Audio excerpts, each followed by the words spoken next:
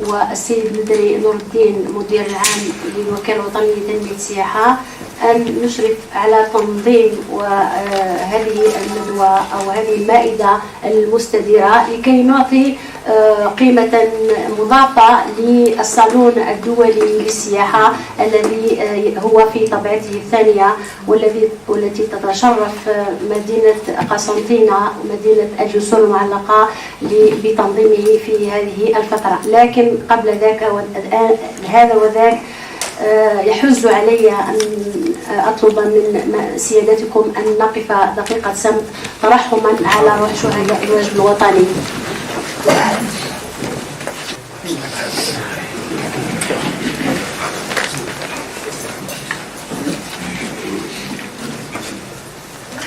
هذه الحياة نطلب الله سبحانه وتعالى أن يتغمدهم برحمته الواسعة ذوي الصبع والسلوان. نبدأ على بركة الله في تنشيط هذه الندوة أو هذه المائدة المستديرة كما قلت، التي نرجو منها أن تكون فيها فائدة وقيمة مضافة للصالون الدولي للسياحة. ودون إطالة أترك الكلمة للسيد بنافع نور الدين حتى يلقي كلمته نيابة على السيد والي ولاية قسنطينة، فليتفضل مشكورا.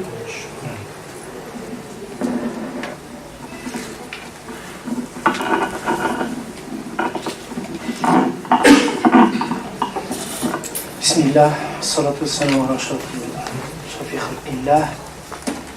السيدات والسادة الحضور، السلام عليكم ورحمة الله تعالى وبركاته. أود أن أتقدم بالشكر أولا باسمي الخاص وباسم لجنة المنظمة للصالون، باسم السيد فندري سليم رئيس ديوان السياحة ورئيس الديوان المحلي للسياحة قسنطينة، السي بولفخار عز الدين رئيس نادي المتعاملين الاقتصاديين لولاية قسنطينة، على هذه الندوة الخاصة بصحة التعبير بالاستثمار. أود أن أشكر كذلك السادة المدراء العامون اللي راهم حاضرين معنا لهنا، ونشكرهم جزيل الشكر رغم البانيل تاعهم ورغم الانشغالات تاعهم. أنا وكلكم تعرفون الظروف والحادث المؤلم اللي جراه ومس كل الجزائريين بصفة ما كانش اللي ما تأثرش بهذا الحدث وهذا ما منعناش ان ندير الصالون تاعنا وننظموا ان شاء الله في ظروف حسنه. اذا السيد الوالي كان بوده انه يحضر معنا الاخبار الصالون وفعاليات كل ما هو متعلق بالصالون. نقول بلي شيء شرف كبير لنا هذا الحضور اللي راهو شمل الجامعه، شمل المستثمرين، شمل رجال الاعمال، شمل كل الاكاديميين كامل. نشكركم جزيل الشكر باسمي وباسم الادارات وعمال مديريه السياحه. اذا بدون اطاله، باسم السيد نيابه على السيد والي ولايه قسنطينه، نقول بسم الله نبتدئ اشغال اعمال هذه الدوره اللي أنا نقول إن شاء الله ما تروحش هكاك، لأنه المتداخلين كلهم في حسب قطاع راح بزاف ناس تلقى إجابات الأسئلة تاعهم من خلال المتدخلين اللي راح يمروا خلال هذه الأمسية. وشكرا كل الشكر اللي من لمنا في هذه القاعة. الشكر موصول كذلك لطاقم فندق نوفوتال وإيبيس اللي عاونونا ورافقونا وسهلوا لنا الامور في هذا الصالون. الشكر كذلك موصول وخاص لطاقم وعمال فندق ماريوت اللي راح يكون فيه حفل الاختتام لهذا الصالون. انا نقول ان شاء الله ما هي الا الدوره الثانيه، ما هي الا تحضير الدوره الثالثه للصالون ان شاء الله بكم انتم. وشكرا كذلك، شكرا جزيلا كل الشكر.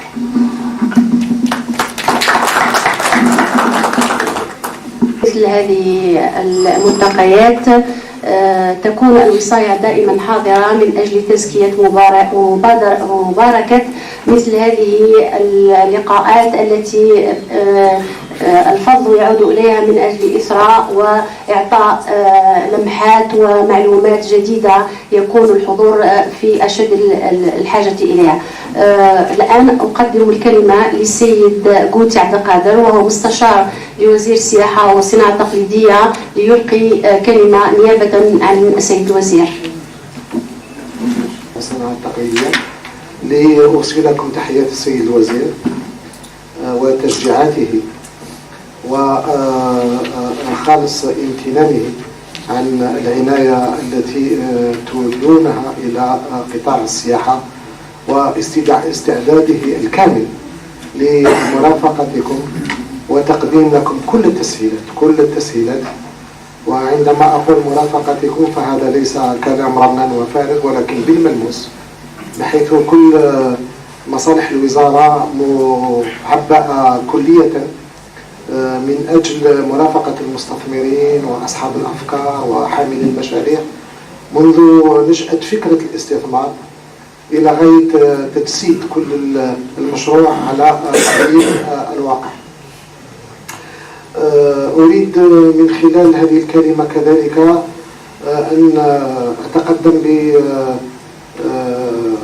بخالص العرفان والشكر لمنظمي هذه التظاهرة التي أنا متأكد أنها ستكون إن شاء الله في السنوات المقبلة إشعاع سياحي وثقافي على ولاية قسنطينة.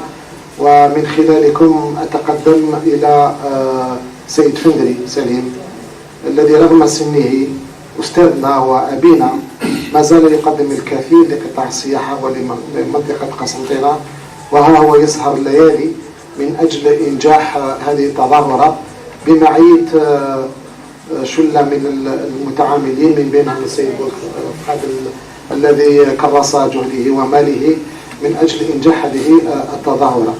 إذن حتى لا أطيل إليكم وحتى وإن كررت الكلام أؤكد للجميع على استعداد الكامل وأن الوزارة تحت خدمة المتعاملين السياحيين وأصحاب المشاريع وحاملي المشاريع، وستكون كل الأبواب إن شاء الله مفتوحة في أي وقت، سواء كان تعلق الأمر على المستوى الولاية والسيد المدير السياحة والصناعة التقليدية un des plus dynamiques directeurs de notre secteur, ce qui est à l'écoute, à la disposition de tous les promoteurs, et le ministère, au risque de me répéter, est à votre entière disposition. Il n'a pas de raison d'être sans être au service des opérateurs et des partenaires économiques. Donc, Inch'Allah, نيد في العيد حتى نحقق إقلاع حقيقي لهذا القطاع، وحتى وحنا متواجدين بمدينة قسنطينة. البارح حصل لي شرف أنني قمت بزيارة ليلية باي نايت في قسنطينة، يعني وقلت سي با بوسيبل كو كونستانتين لؤلؤة يعني في الحقيقة ne puisse pas avoir sa place dans l'espace méditerranéen, c'est pas possible. Alors peut-être حنا رانا عايشين فيها اللي عايشين فيها ما يحسوش بالامكانيات اللي موجوده فيها، فنظن حان الوقت يعني باش بدون لغة خشب وبدون مزايده الى اخره اننا الميدان وكل واحد يعني في جهته، المتعامل في الميدان والوزاره من اجل المرافقه والمعاونه والمساعده. نتمنى ان شاء الله ان هذا اللقاء يكون ناجح ويكون مثمر ويكون بناء، وإحنا في شغف لاستماع إلى كل اقتراحاتكم حتى إن شاء الله نطورها كأعمال يعني كوم دي زاكت في الأيام المقبلة. واستسمحكم إذا كنت ثقيل ومطيل عليكم، وشكرا.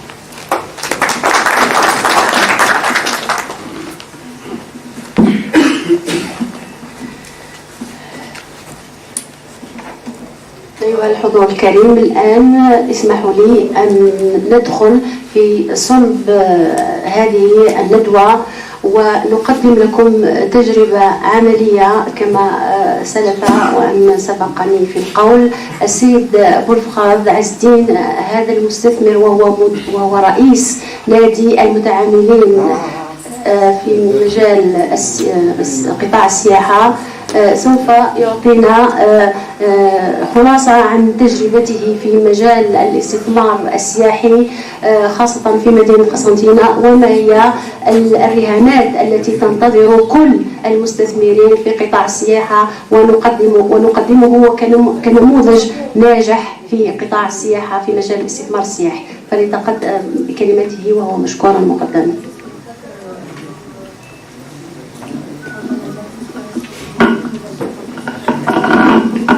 شكرا. بسم الله والصلاة والسلام على رسول الله.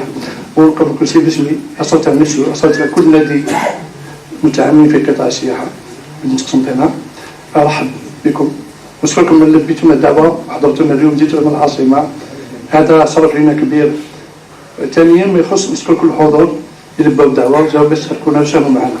أنا أولا اسمحي لي نقدم كل شيء أني رئيس نادي مقاول في قطاع السياحة. هذا النادي أنشئ حوالي سنتين بطلب من وزارة السياحة آنذاك، والحمد لله اليوم بدأ الثمار تاعو. عندنا على مستوى القريب المتوسط وضعنا برنامج، وهذا البرنامج مساهمة بالتنسيق مع وزارة السياحة في تطوير قطاع السياحة، هذا بكل فاعلين في قطاع السياحة والأوصال السياحية. فيما يخص الاستثمار، حقيقة هو استثمار من نوع ثقيل قطاع السياحة وخاصة فنادق. حنا كل مرة الاستغاثة تاعنا والتوصيات اللي نقدموها المسؤولين على مستوى القطاع ديما قدمنا اقتراحات كثيرة ومتعددة، والحمد لله استجابت لنا بعد ما جاء قانون التكميلي سنة 2009. جابت باحتجابات امتيازات كثيرة لقطاع السياحة مستمرين، والحمد لله من آنذاك أكثرتوا بالك عندكم ان بيرون عدد المسلمين اللي ساهموا في الجزائر ككل. كان عندنا حكينا مع آنذاك مع السيد الوزير الرحماني هذا سنة 2025 2030. اليوم الحمد لله تحقق هذاك، أنا في المسيرة وتحقق هذاك المسيرة يتحقق كلها الأغلبية ما نقولش كلها. احنا اليوم في قسنطينة اليوم كل خلي بالك الكلمة المستثمرين اللي يبادروا بالاستغاثة تاعهم خير وخير أحسن في الميدان، وشكرا.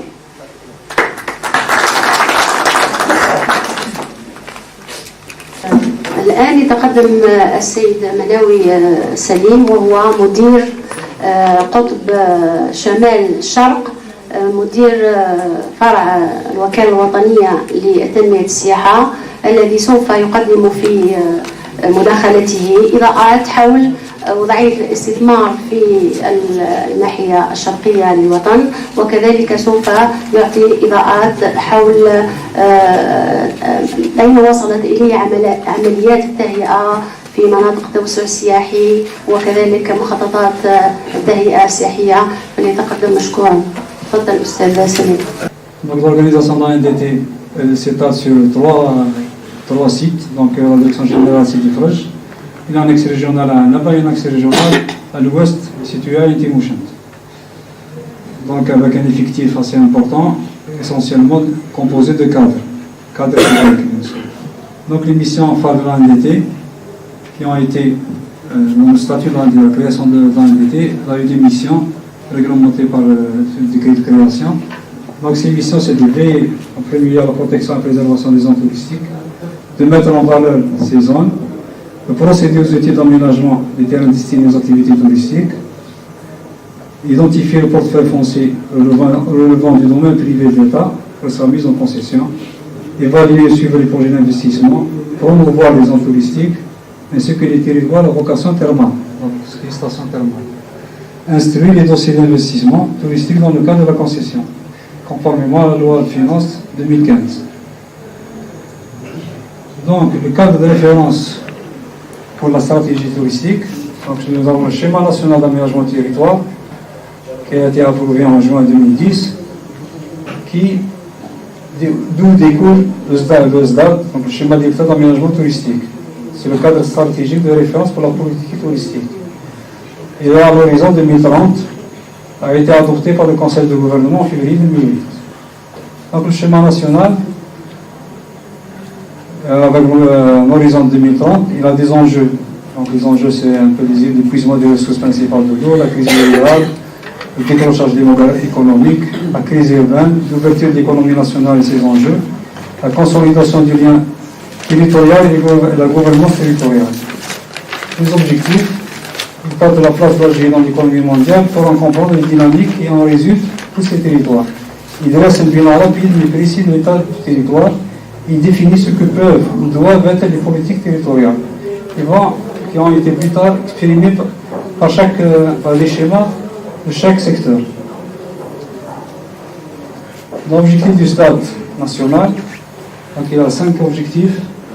Donc, promouvoir une économie alternative de substitution aux hydrocarbures, donc dynamiser les grands déséquilibres, effet d'entraînement sur les autres secteurs, donc le tourisme peut entraîner les secteurs, peut créer des équilibres dans les territoires, combiner durablement la promotion du tourisme et de l'environnement, valoriser le patrimoine naturel, culturel et historique, et promouvoir bien sûr l'image de l'Algérie à l'échelle internationale. Donc c'est dynamique, donc c'est le plan de destination Algérie. La deuxième dynamique, c'est le plan qualité tourisme, c'est une réponse volontaire et structurante pour l'offre touristique algérienne. La dynamique 3, c'est le développement des pôles et villages touristiques dans la création des aides. La dynamique 4, c'est le partenariat public-privé, c'est l'articulation de la chaîne touristique. La dynamique 5, c'est le plan de financement tourisme. Donc le foncier touristique classé, c'est le support de l'investissement. C'est avec le foncier touristique qu'on peut prétendre à l'investissement touristique. Donc actuellement, nous avons 225 aides classées à l'échelle nationale. Pour le pôle nord-est, donc il comprend 12 wilayas, nous avons 46 aides.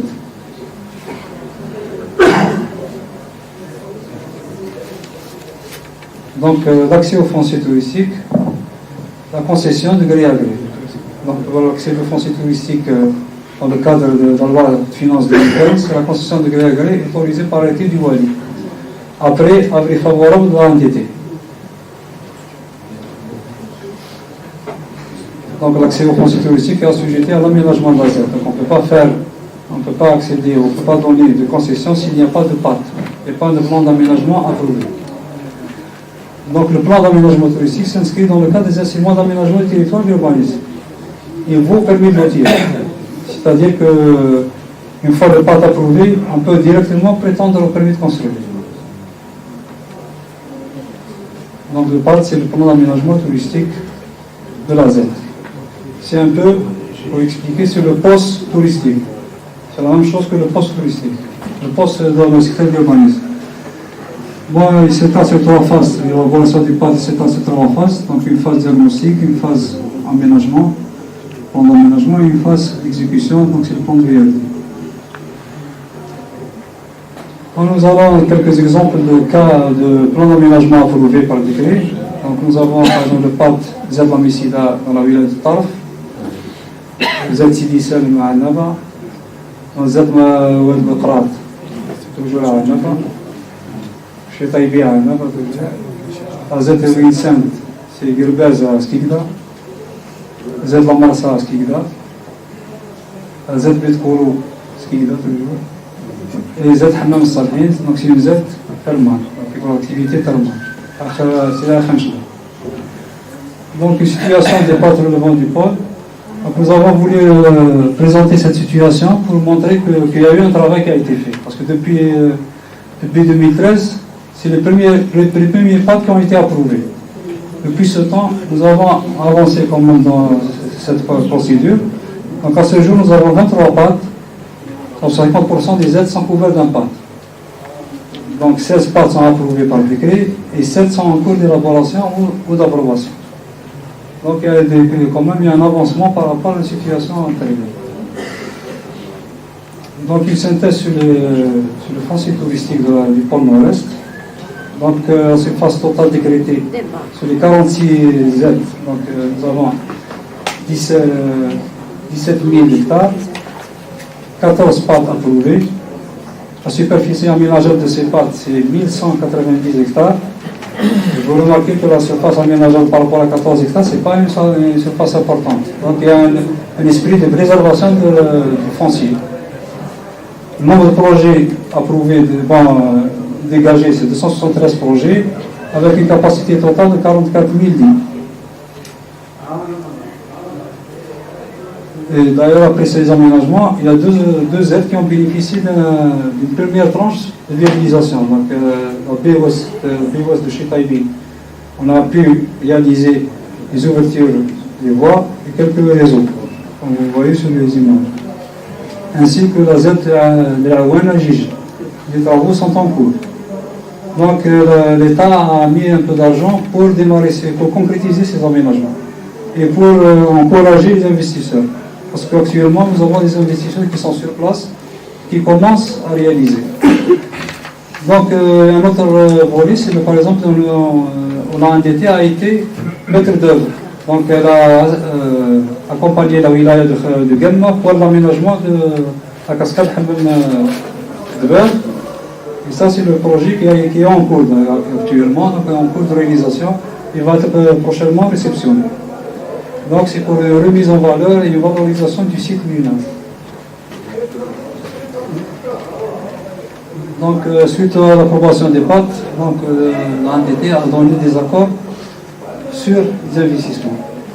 Donc en totalité, nous avons pour le pôle nord-est 64 projets dont l'ANDT a donné son accord qui engendre 13 900 lits. Et sur les 64 projets, nous avons 15 projets qui sont en cours de réalisation. Les autres sont dans les formalités administratives, ont un permis de construire, les formalités bancaires.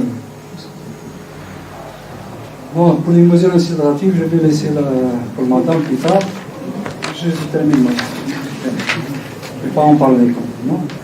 Donc les organismes, juste à signaler, je ne peux pas vous la définir ou la présenter, Constantin, vous connaissez mieux que moi. Mais ce qui est important pour Constantin, c'est que le schéma de développement touristique affiché dans le SNAT lui consacre une place privilégiée dans les circuits internationaux en termes de destination. Donc c'est un point très important qu'on doit développer, que les investisseurs doivent s'orienter dans ce sens, pour créer une destination Constantine. Donc on ne parle pas de ces richesses et de tous ces atouts, donc vous avez le côté naturel, une richesse naturelle. Vous avez le patrimoine bâti qui est très diversifié. Nous avons l'héritage archéologique. Et nous avons les richesses culturelles, donc tout ce qui est festivités, traditions, même l'artisanat, la gladionnerie, la broderie, la tannerie. Donc le schéma, Constantin a bénéficié d'un schéma directeur d'aménagement touristique. Il a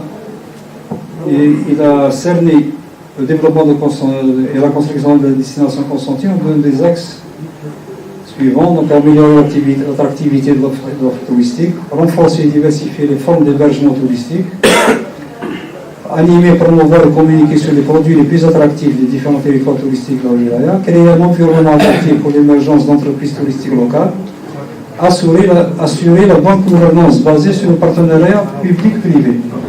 Ces axes feront sûrement de Constantine une destination reconnue et identifiée en tant que destination d'excellence, à travers l'échelle régionale ou internationale. Donc les vocations arrêtées par le SDAT. Donc nous avons, c'est la vocation tourisme d'affaires. Constantine c'est un carrefour, ça a toujours été un carrefour depuis l'époque romaine. L'héritage culturel, c'est toute une palette de produits à raviver, et le patrimoine naturel thermal, à valoriser bien sûr. Mais ce qui est principal, c'est le tourisme d'affaires et le tourisme thermal qui peuvent être très bénéfiques à la destination Constantine.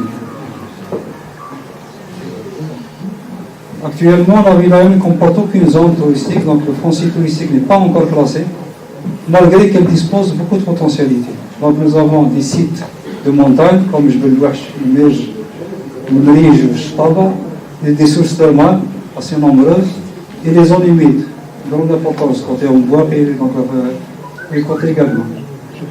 Pour la constitution d'un portefeuille foncier, le fer de lance du développement touristique. Donc il faut créer des zones spécifiques à cet investissement touristique. Donc l'objectif du stade de Constantine, donc à court terme, plutôt à moyen terme, est de 3815 lits, et à long terme, il est de 11 445 lits. Une estimation financière de la mise en tourisme de la wilaya a été estimée à 1,2 milliard de dinars sur les différents secteurs. السلام عليكم. شكرا على اليوم الدراسي يعني الطاولة هذه المستديرة اللي نعتبروها ورشة مفتوحة. أولا نقدم نفسي، أنا سيدة جرادي لميا، مهندسة معمارية، رئيسة لجنة التعمير وتهيئة الإقليم، donc l'urbanisme et l'aménagement du territoire au niveau de la P8 de Constantine. Donc كل ما يخص التهيئة يعني احنا رانا مطلعين ومازال نبرمجوا يعني حصص أخرى باش نكونوا أكثر اطلاع. أول نقطة أنا حبيت نوضح إنه Constantine qu'il y a plusieurs de circuits touristiques, il y a plusieurs types de tourisme au niveau de Constantine. Il y a le culte aussi, donc là on développe un circuit touristique surtout au niveau de la vieille ville. Il y a aussi le tourisme archéologique, parce que Constantine est riche aussi avec les sites archéologiques. Il y a aussi le tourisme architectural, puisqu'il y a la diversité, puis il y a aussi des œuvres internationales telles que l'université et tout. Donc là on a déjà travaillé sur ce genre de circuit. الآن المشكل اللي طرح هنايا في قسنطينة، لأنه لما نتكلموا على يعني مخطط أو le schéma de tourisme voilà dont vous avez يعني cité, bon il y a une première question parce que Constantine ne figure pas sur c'est pas une zone par excellence, il y a les zones d'excellence touristique. Constantine ne figure pas les zones régionales يعني. Par rapport à la loi, ça c'est une question. Donc c'est pourquoi. La deuxième question, on parle des zones d'extension touristique. اليوم bon نقولوا احنا الأغلفة المالية متوفرة، كلش متوفر، ولكن مازال كاين إشكال يعني مع الغابات، لأنه اليوم ما قدرناش نخرجوا من لا ريزيرف هذه وما باغي أبروفي هاد لي زون ديكستنسيون توريستيك اللي راح يسمى مشكل. باسكو لما نتكلموا على لو توريزم ne veut pas dire uniquement l'hôtellerie.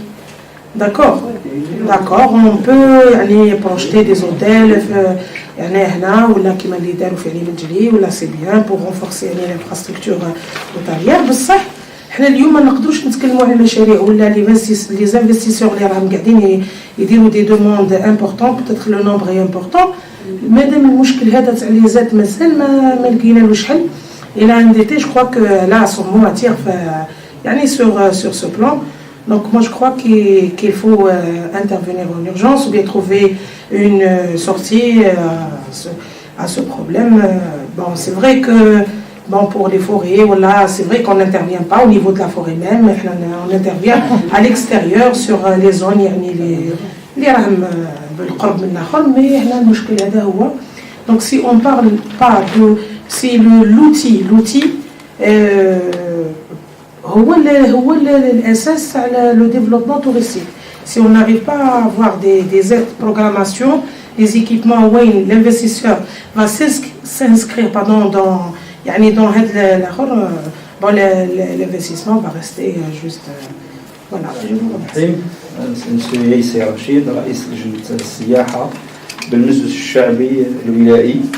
أنا بالحقيقة نرحب بكم من إطارات لا NBT ووزارة السياحة على هذه الزيارة المباركة بمناسبة يعني الصالون الدولي للسياحة اللي نتمناه إن شاء الله يرجع بالفائدة في ترقية يعني السياحة الداخلية وتطوير المرافق السياحية انا في الحقيقه كي توليت المهمه تاع اللجنه هذه بديت شويه نبربش في لي زارشيف، لقيت بمناسبه قسنطينه عاصمه الثقافه في 2015 كاين تقرير مديرته لاين دي تي عندي انا في البيت، وانا جهه حددت مناطق التوسع السياحي في قسنطينه، تكلمت على جبل واحد، تكلمت على شطابات، تكلمت حتى على بلديه ابن زياد، بعض البلديات اللي فيهم روفاك، ولكن الى حد الساعه ما كانش مشاريع. كثير من زملائنا في لو كلوب دي زوبيراتور دو توريزم عندهم مشاريع، حبوا يديروا لي دي بارك داتراكسيون، ولكن كما قالت الاخت جرادي دائما يصطادوا بمشكله العقار هذا السياحي مع ساعات مع الغابات وكذا، وبقات هذه المشاريع يعني عالقه. احنا ماذا بينا تكون يعني سياسه واستراتيجيه باش نسهلوا لكل المستثمرين باش يديروا مشاريع سياحيه في هذه المناطق التوسع السياحي في قسنطينه اللي نعتبروها من اجمل يعني مدن العالم. فما هي يعني الاجراءات يعني مستقبلا اللي ممكن يعني تعاونونا بها تنورونا بها ان شاء الله باه نحلوا هذا الاشكال وندفعوا يعني الاستثمار للامام؟ شكرا. Il y a des créneaux qui ne sont pas développés, des créneaux de tourisme de l'environnement. Le créneau du tourisme archéologique. Il y a le créneau des tourismes sportifs. L'escalade, c'est les gorges de Constantine, c'est très important. Les 3 points, il faut mettre d'importance. Monsieur Amir Chafiq, enseignant à l'Université Constantine III, Institut de l'IGTU. Je suis architecte et urbaniste. Bon, je voudrais soulever un point très important dans le domaine du tourisme, c'est que Constantine, c'est une ville culturelle. Elle a un patrimoine culturel très important et on ne peut pas dissocier la culture du tourisme. Là, je lance un appel sur l'état, c'est-à-dire du patrimoine culturel, si on parle de la vieille ville de Constantine, les différents équipements fermés comme les mosquées, etc., qui se dégradent de plus en plus. Et pour moi, c'est dommage qu'on n'a pas profité de Constantine, capitale de la culture arabe, bien que l'État a déployé des moyens matériels très importants, mais la répercussion de cette manifestation, je la vois réelle juste au niveau du centre-ville.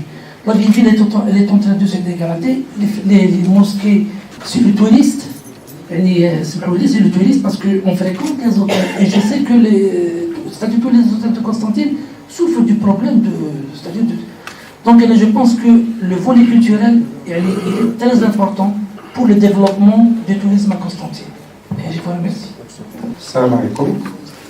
أستاذ فاضل عبد الوهاب، أستاذ جامعة قسنطينة ثلاثة، معهد سيادة التقنيات الحضارية، متحصل على ماجستير التهيئة العمرانية، محضر في دكتوراه حول أقطاب الجذب الوظيفي entre parenthèses les tertiaires supérieurs منهم لو توريزم.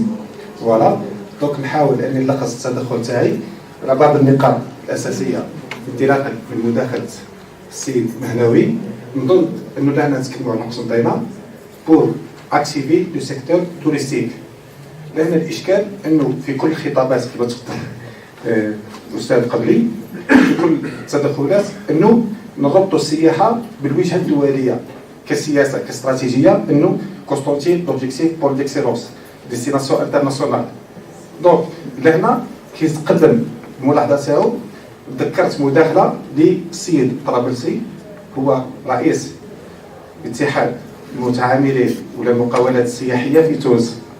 en 2018 في حصه تلفزيونيه صرح انه سي ليشيك توتال بور لاندستري توريستيك اون تونيزي. دونك بوركوا؟ باسكو بالنسبه ليه انه نوع السياحه الموجهه حاليا او الخدمه السياحيه الموجهه حاليا في تونس انها ما تخدمش المواطن التونسي. دونك لهنا لو بورتفاي كليونتال، نوع الزبائن، هل السياحه اللي نفتشوا عليها احنا لهنا في الجزائر موجهه للسائح الجزائري المحلي ولا موجهه للسائح الاجنبي. علاه كي نفصلوا في نوع الزبون نقدر نحدد نوع الخدمه، كي نحدد نوع الخدمه نقدر نحدد نوع التجهيز او البرنامج السياحي الملائم لطبيعه الزبون. لماذا؟ لانه حنا دائما نفتشوا على لو بول ديكسيلونس لا ديستيناسيون انترناسيونال، مي اسكو لا رونتابيليتي ايكونوميك المردوديه الاقتصاديه لقطاع السياحه من حيث توفير كل الهياكل الموجوده تسمح بخلق فضاء اللي يقدر يحقق لي مردوديه اقتصاديه. باه نقدر نفهم المردوديه الاقتصاديه لا رونتابيليتي ايكونوميك بدانا نشوف حجم المؤسسات الصغيره والمتوسطه اللي تخدم في قطاع السياحه. المؤسسات الصغيره والمتوسطه كما قال الاستاذ بولفخال والسيد بولفخال ما ركزوش كيقدم ماهيش حسب لا كاباسيتي داكوي، قدره الاستيعاب من نوع الخدمات السياحيه اللي تقدر توفرها هذه المؤسسات الصغيره والمتوسطه. هذه النقطه الاولى. كي نحدد نوع الزبون نقدر نحدد نوع الخدمه، ولهنا نخرجوا من لو كونفلي سميتو انا لو كونفلي كيقول لك لا فوكاسيون دو توريزم ا كونستانتين بور نو سي دو توريزم دافير اونتر بارونتيز. كال تيب دافير الناس اللي تتنقل لقسنطينه واش هو الاهم الاعمال اللي يتحصلوا عليها في قسنطينه؟ ولا هنا الاشكال اللي نوقعوا فيه هل قطاع السياحه والاستراتيجيه المبنيه عليه اخذين بعين الاعتبار كل القطاعات الاخرى؟ باسكو اون بو با ديفلوبي لو سيكتور توريستيك بلا ما يكون عندنا نظام بنكي متطور، بلا ما تكون عندنا شبكه اتصالات متطوره. دونك لهنا الفو بونسي دي ديبار ولا نفكروا من نبسطوا الفكره با فورسيمون نبداو بور ولا نفكروا على اساس انه نروحوا لا كلاسيفيكاسيون كونستانتين ديستيناسيون انترناسيونال بور ديكسيلونس. مي قوه الجذب السياحي بالنسبه لقسنطينه مبنيه على عنصرين، نوع السائح ونوع الخدمه، لا رونتابيليتي ايكونوميك. كل ما تكون المؤسسات الصغيره المتوسطه فعاله في قطاع السياحه كل ما نقدروا نستوعبوا عنصرين اساسيين: كيفيه تلبيه قطاع الشغل، دونك كومون ابسوربي لي كادر لي جون كادر في قطاع السياحه. دونك لهنا نوليو الافكار والابتكار ونوع المؤسسات اللي حتطرح لنا هذه وتستخدم سوق العمل.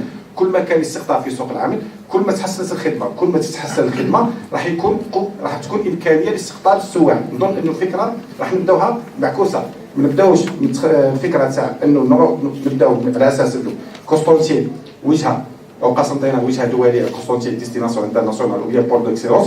مي نبداو لا باس quelle est la rentabilité du secteur du tourisme, beaucoup plus la rentabilité économique à l'échelle locale. Voilà. Promoteur, ingénieur conseil, directeur commercial de l'hôtel Khayam Annani. En premier lieu,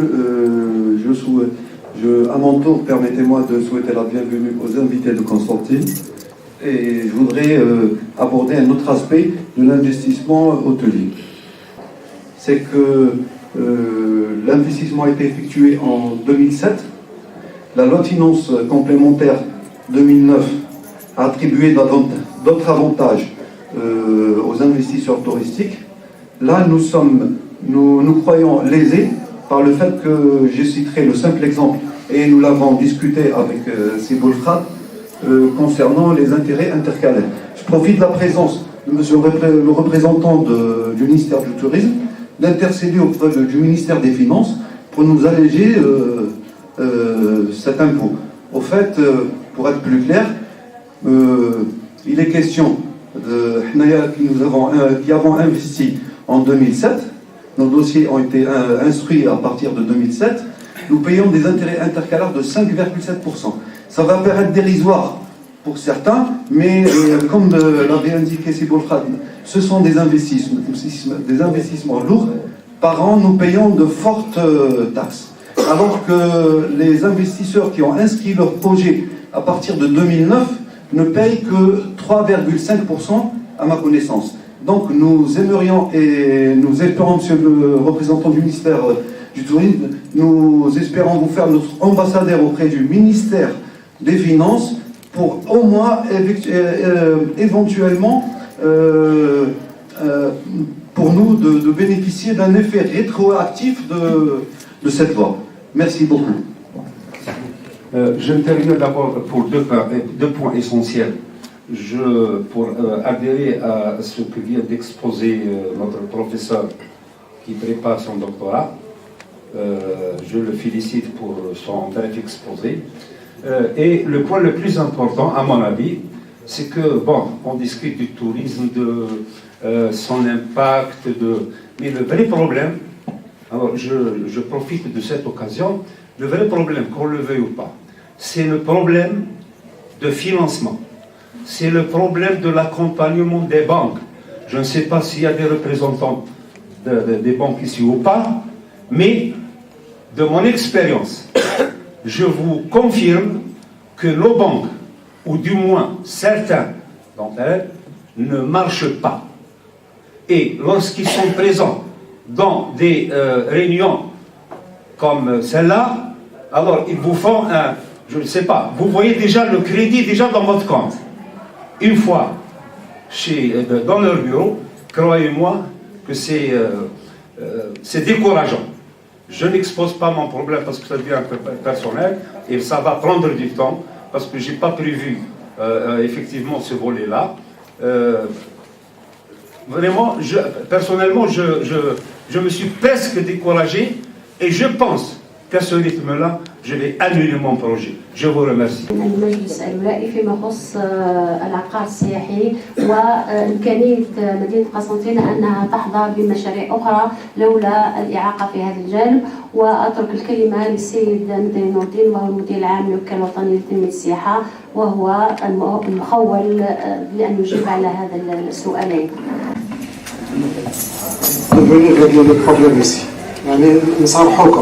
Nous sommes là à l'écoute. Et je vous prie de me croire que vos préoccupations arriveront au haut lieu. Et c'est des problèmes que je connais et que je partage avec vous.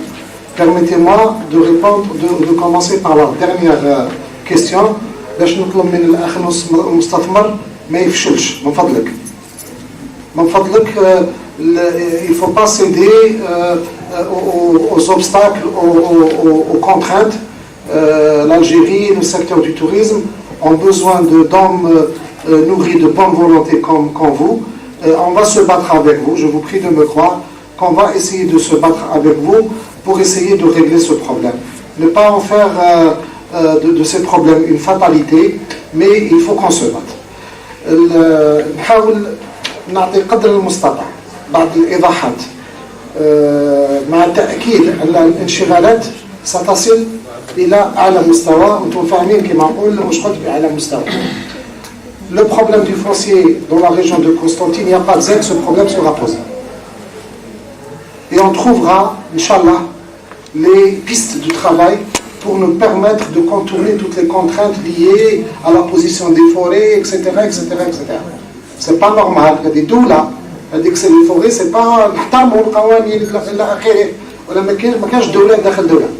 كاين دولة واحدة إن شاء الله والessentiel c'est de trouver la ligne médiane qui puisse ترضي كاع القطاعات إلى آخره والقطاعات المفتوحة إن شاء الله الجديد إن شاء الله في الخطة الجديدة للسياحة. Vous êtes des professionnels et vous savez pertinemment que quand l'habitat va, tout va. Mais pour tout le tourisme, quand tout va, le tourisme va. C'est-à-dire que si tous les autres secteurs ne jouent pas le jeu, c'est pas possible. On ne pourra absolument pas aller très loin. C'est pour cela que, Inch'Allah, il y aura mise en place d'un haut comité ministériel pour prendre en charge les problèmes intersectoriels et horizontaux. ما تقدرش يعني se battre contre tous les ministères, etc. etc. Donc, le problème les aides dans la wilaya de Constantine, je n'ai pas la réponse tout de suite. Je ne fais pas de la démagogie, mais il sera posé. Il sera posé instamment pour trouver des solutions le plus rapidement possible. C'est pas normal que la wilaya, indépendamment de la réglementation qui existe, c'est pas normal que la wilaya de Constantine ne puisse pas disposer de aides pour abriter les projets, d'autant plus que les investisseurs sont là, ils m'ont montré de la bonne volonté, mais sans foncier, Constantine ne figure pas parmi les zones d'excellence. Vous savez, cette histoire de zones d'excellence, etc., elle a été élaborée dans le cadre du Stade 2008. Le Stade, c'est pas le Coran. Bien sûr. Le Stade évolue. Peut-être on a constaté qu'il y a eu des erreurs. Il y avait une très bonne intention. Pour la première fois qu'on a eu un cap, une stratégie, etc. On n'a pas classé, on a classé les pôles par excellence. Pour les pôles, il y a des villes. Constantine y est, mais pas en tant que Wahda. Il y est dans le pôle d'excellence Est. Constantine, elle est en premier lieu. Bon, c'était une approche. Maintenant, il y a évolution. Et nous allons réviser nos dates très prochainement. Mais en tout état de cause, ce n'est pas pour vous jeter des fleurs ou la légende de Constantine, c'est pas normal, c'est pas possible que Constantine ne rayonne pas sur le plan touristique. Je répète, j'ai fait une visite في الليل أنا في بينايتا Constantine, je crois que c'est pas possible. C'est pas possible. Mais c'est pas possible. مش غير بالهضرة، مش غير avec les intentions، بالتمنيات إلى آخره. Il faut avoir d'abord de la bonne volonté, mais aussi une approche de travail pragmatique. Le tourisme écologique, le tourisme sportif, le tourisme archéologique, c'est normal. C'est normal dans la wilaya de tout. C'est tous les modèles, toutes les filières touristiques existent. Mais la question qui se pose, est-ce qu'on est capable de prendre tout en charge en même temps?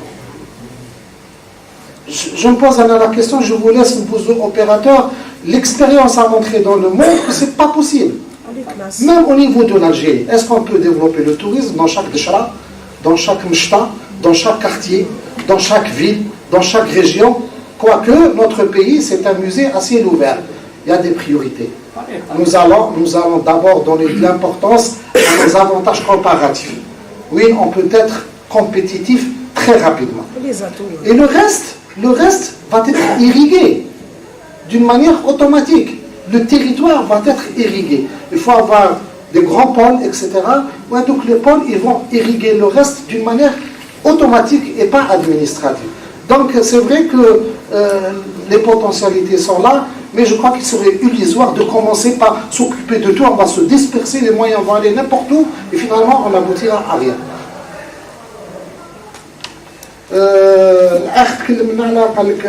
L'excellence, il faut d'abord penser par les motivations du touriste, etc. Et bien sûr, moi je suis entièrement d'accord. On ne peut pas parler de l'attractivité touristique si auparavant il n'y a pas des études très poussées, très fines. Maintenant, vous savez, il ne s'agit plus de satisfaire le client.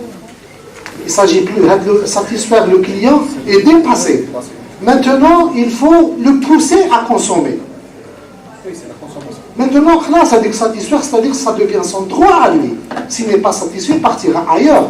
Maintenant, comment être attractif, comment être imaginatif pour le pousser à vous choisir? Il ne faut pas oublier, on n'est pas seul au monde. On est dans le bassin méditerranéen qui est une région extrêmement compétitive. C'est la région la plus attractive du tourisme dans le monde.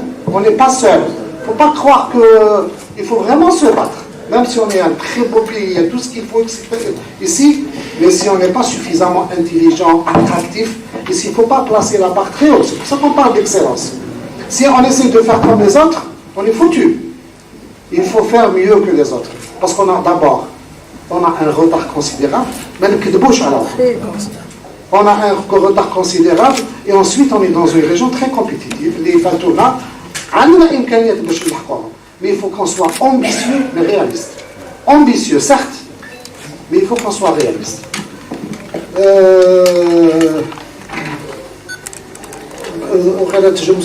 J'ai monopolisé tout. Je te laisse excusez-moi, je te laisse les trucs techniques, je les laisse à mon collègue. Pardon.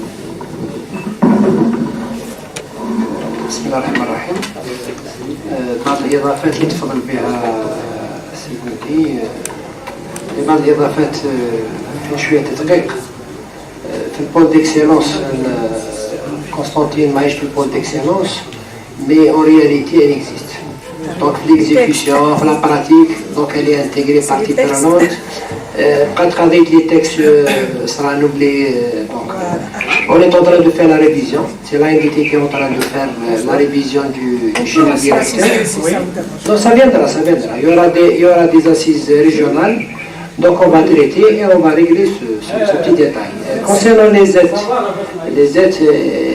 il est prévu au niveau du schéma directeur de la wilaya de Constantine de commencer par un ensemble de aides. Donc ce qui est programmé maintenant, il y avait 3 aides. Donc il y avait un petit quelque chose avec nos camarades des forêts, mais on a 2 démarches à entreprendre. Donc la première, si on arrive à classer la chose, ça se traite, elle est en train de se traiter dans le cadre d'une commission interministérielle بين الوزارة تاعنا ووزارة الفلاحة وصيد البحر. Donc c'est la première fois. On a commencé à traiter des sujets pareils. Auparavant c'était des sujets tabous. Donc يقول لك الفلاحة ما عندهاش علاقة بالسياحة والسياحة عندها دونك الحكاية تاع الدجاجة والبيضة. هذه النقطة الأولى. Le deuxième traitement, il y a une autre possibilité. هكذا باش هو الفايدة احنا. L'objectif c'est pas créer des aides. L'objectif c'est faire développer l'activité touristique au niveau des forêts. Donc في قسنطينة ما كاش بحر. معناتها ما كاش l'activité touristique.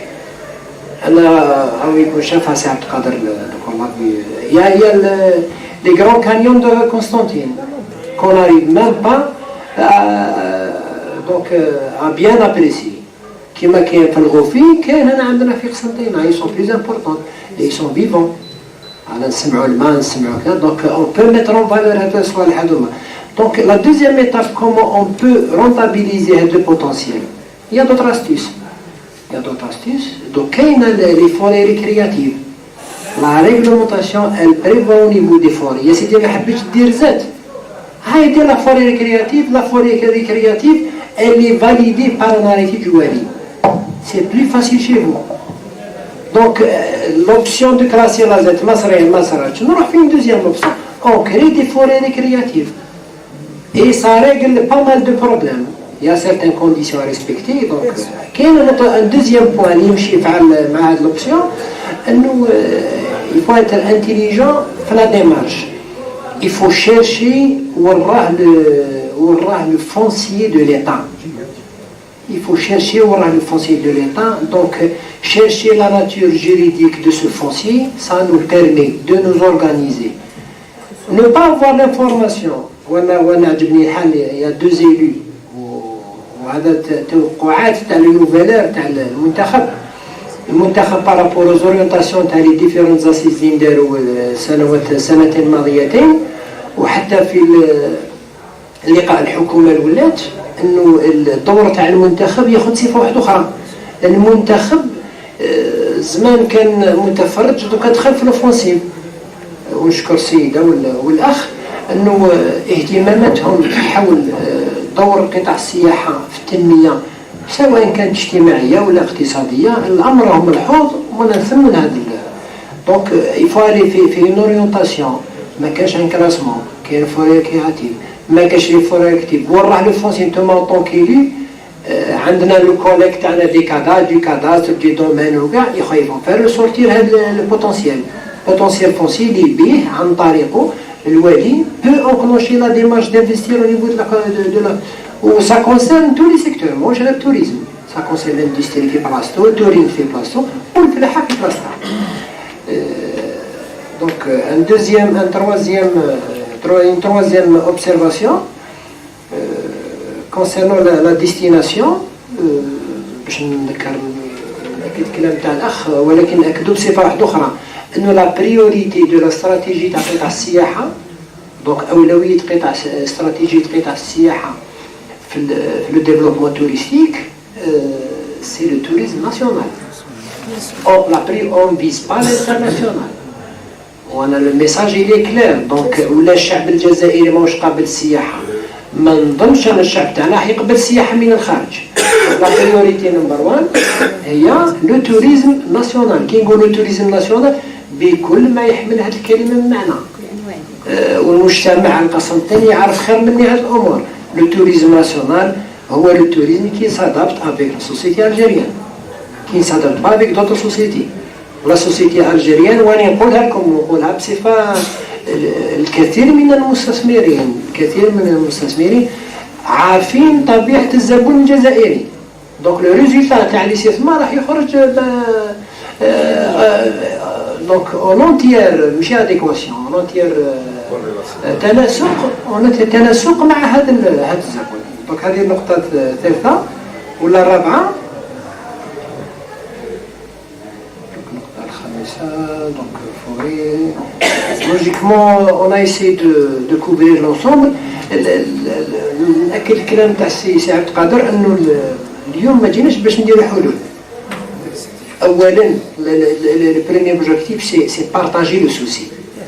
حنا بالك جينا من الجزائر بالك عندنا دي كوليغ اللي جاو معانا عنده فكره في راسو والجماعه عندهم فكره عندهم دوطر ايدي. دونك سي ان بريمي بارطاج. C'est la deuxième édition. Peut-être au niveau des assises qu'on va faire au niveau régional, vous serez conviés راح تكون في القريب العاجل. Donc on va débattre d'une manière très élargie كاع هاد لو سوسي et développer des solutions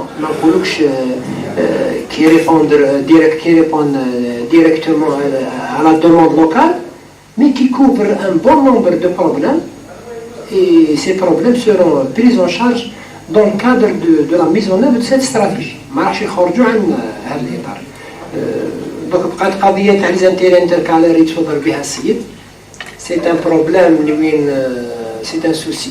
كل واحد نمد الكلمة لسي خالف المدير العام اللي في كار دونك الصندوق الوطني للقروض يتفضل كاش ما يدير بعض التوضيحات. والأمر تاع لي زانتركالير c'est un souci qui va être pris en charge à haut lieu. تفضل. بعد بسم الله الرحمن الرحيم. C'est vrai que j'ai changé de casquette, ça fait presque 2 ans. J'étais au ministère du Tourisme, maintenant je suis ailleurs. L'histoire des intérêts intercalaires, le problème qui s'est posé, la loi de 2009, les lois n'ont pas d'effet rétroactif malheureusement. Moi, personnellement, j'ai saisi le Trésor en 2011, un écrit officiel, j'ai la réponse. Les projets concernés par la bonification, c'est les conventions de crédit signées après le 25 juillet 2009. Clair et net. Donc باش جماعة تاع الوزارة ما نقدرش نكون في بلاصتهم ما نقدرش نجاوبك باش نيماجين باللي لو تريزور ولا المينيستير دي فينانس va décider d'une rétroactivité de cette loi, je ne sais pas. البروبليم حتى هذيك تاع 2009 وصرا تراجع عليها نوعا ما ني با اوتوماتيك لا بونيفيكاسيون درك بقات في الجنوب مضمونه اما في الشمال سي او كا بار كا ماشي كاع المشاريع راهي معنيه la bonification le taux d'intérêt concernant les crédits touristiques, mais ça n'empêche pas que الجماعة تاع الوزارة يقدروا يرفعوا الانشغالات تاعهم كما ذكر الأخ بوتي والأخ نضري للوزارة الوصية ويشوفوا بالك يصيبوا حل بخصوص هذه المشاريع. ربما في إطار أنه هناك بعض المشاريع عندهم إشكال تاع le remboursement تاع le crédit, peut-être qu'ils vont être traités au cas par cas avec d'autres dispositifs. وشكرا. توضيح فقط سامحني سي التوضيح في نفس السياق باش نكونوا عمليين. هذا البرانسيب تاع لا نون ريتروactivité باردون دو لا لوا، يعني هذا مبدا قانوني ما نقدروش حنا ندخلوا فيه. انا حبيت نقول للاخ وهو عارف يعني وراه المشكل راهو هنايا. حبيت نقول للاخ باللي ممكن ننبهوا في المستقبل الجهات المعنيه لايجاد حلول في المستقبل. هي ربما لي بروشين لوا دو فينانس ولا في لي بروشين ديسبوزيسيون فينانسيير ولكن بهذا الجانب باش ما نكذبوش على الاخ وما نعطوهش وعود كاذبه، لان ساعه نقول لكم بعث لنا الملف ونبعثوا الملف لوزاره الماليه وحنا عارفين الجواب كما عطاوه الاخ المدير العام تاع الفكار راح يعطيه لنا لينا يقول لك نو ابليكاسيون دو لا لوا افيك افي ريتروactif. يعني ما نعطوكش وعود. حنا هذا انشغال ممكن نطرحوه في بيتيتر نباتيغي لاتونسيون دي ديسيدور دون ce domaine pour les prochaines dispositions de la loi de finances ou la autre loi. Voilà. Sinon pour d'autres soucis ou d'autres كذا يعني ما كونك الاخ vous pouvez être rassuré que vous avez un avocat, un interlocuteur qui s'appelle le ministère du Tourisme et de l'Artisanat et qui est là pour vous accompagner dans le cadre des lois de la République. دونك دون إطالة نشكروا دونك انتهينا من الجزء الأول من هذه الندوة.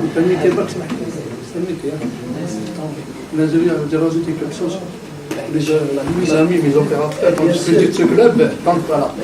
Donc, merci pour tous les intervenants, la qualité des interventions.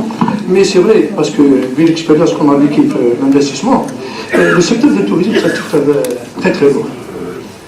Le code de l'investissement n'a pas donné l'importance pour le secteur du tourisme. Par rapport, c'est un code standard par rapport au secteur du tourisme. Imaginez-vous, en principe, financement, les banques avec l'accompagnement des investisseurs dans le tourisme, la loi demandait le moyen terme, remboursement, pourquoi pas long terme. En considération, c'est ça notre proposition. On demande CRT, voilà. Voilà, c'est plus important. C'est ça le plus important. La deuxième notre proposition, voilà. La deuxième concernant le foncier. On n'a pas si c'est le tourisme, le tourisme local, de proximité. Nous, les études dans le bout des nouvelles villes, à Constantine, par exemple, par le cas, ils n'ont pas en considération ils n'ont pas réservé des lots terrains pour les hôtels urbains. Par exemple. Oui. Non, des hôtels urbains. C'est ça. Parce qu'il y a un programme de nouvelles villes. Il y a une étude qui est par la nouvelle ville de Constantine, mais l'absence totale de foncier urbain, voilà, pour les hôtels. Voilà. C'est très important aussi. On ne parle pas des hôtels haut de gamme. Parce qu'on a pour des fois, voilà. Très intéressant. Et donc, je n'ai pas écouté les intervenants, c'est-à-dire les opérateurs des agences de voyage. Il y a des soucis. Il n'y a pas parmi nous qui se levaient des... On ne sait pas, parce que... Oui, voilà. Ok, merci.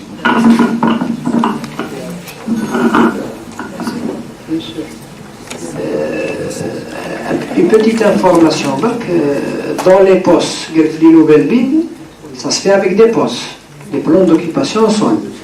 Les postes, ils sont approuvés par la société civile et des libérations de communes. Donc, dans finalité, des arrêtés de wilaya, et je mets en cours d'approbation, imposez-vous. Il y a des. Je vous explique. Pardon. Il y a un éclaircissement. C'est-à-dire qu'au niveau des postes, il y a des équipements prévus. Quand il y a un équipement prévu, il y a des demandes par exemple pour les hôtels ou là, dans le cadre de l'investissement, et qu'il y a des accords. Parce que des fois, d'accord, on veut construire un hôtel ou là, mais comme c'est un équipement, les équipements divers et tout, donc généralement, c'est la part allouée aux équipements, et là, il n'y a pas de problème sur ce plan. Bon, c'est pas mentionné hôtel, motel, comme ça, mais quand il y a l'équipement, s'il y a la demande... Mais il est préférable de mentionner au moins équipement touristique. Parce qu'il y a la grille... Parce que madame, les équipements, j'étais un ancien des équipements. D'accord. نقلع بالمدرسة الابتدائية نلحق حتى الجامعة. هذو كاع سي دي زيكيبمون. ندخل في لي زيكيبمون سانيتير كاع سي دي زيكيبمون. الحماية المدنية الزميلة معنا هنايا سي ان équipement.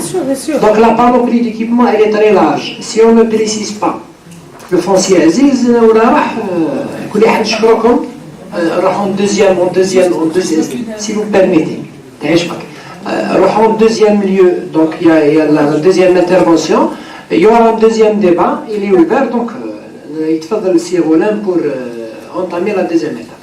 Venant et l'ensemble de l'assistance pour leurs questions et recommandations importantes concernant ce thème qui est l'opportunité d'investissement touristique.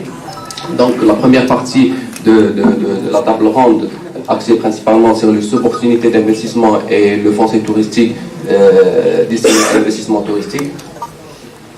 Donc, qui est bien sûr l'une des conditions de l'investissement. Donc, dans la deuxième partie de cette table ronde, on va passer à la deuxième condition de l'investissement, qui est le financement et les mesures incitatives accordées par l'État concernant l'investissement touristique.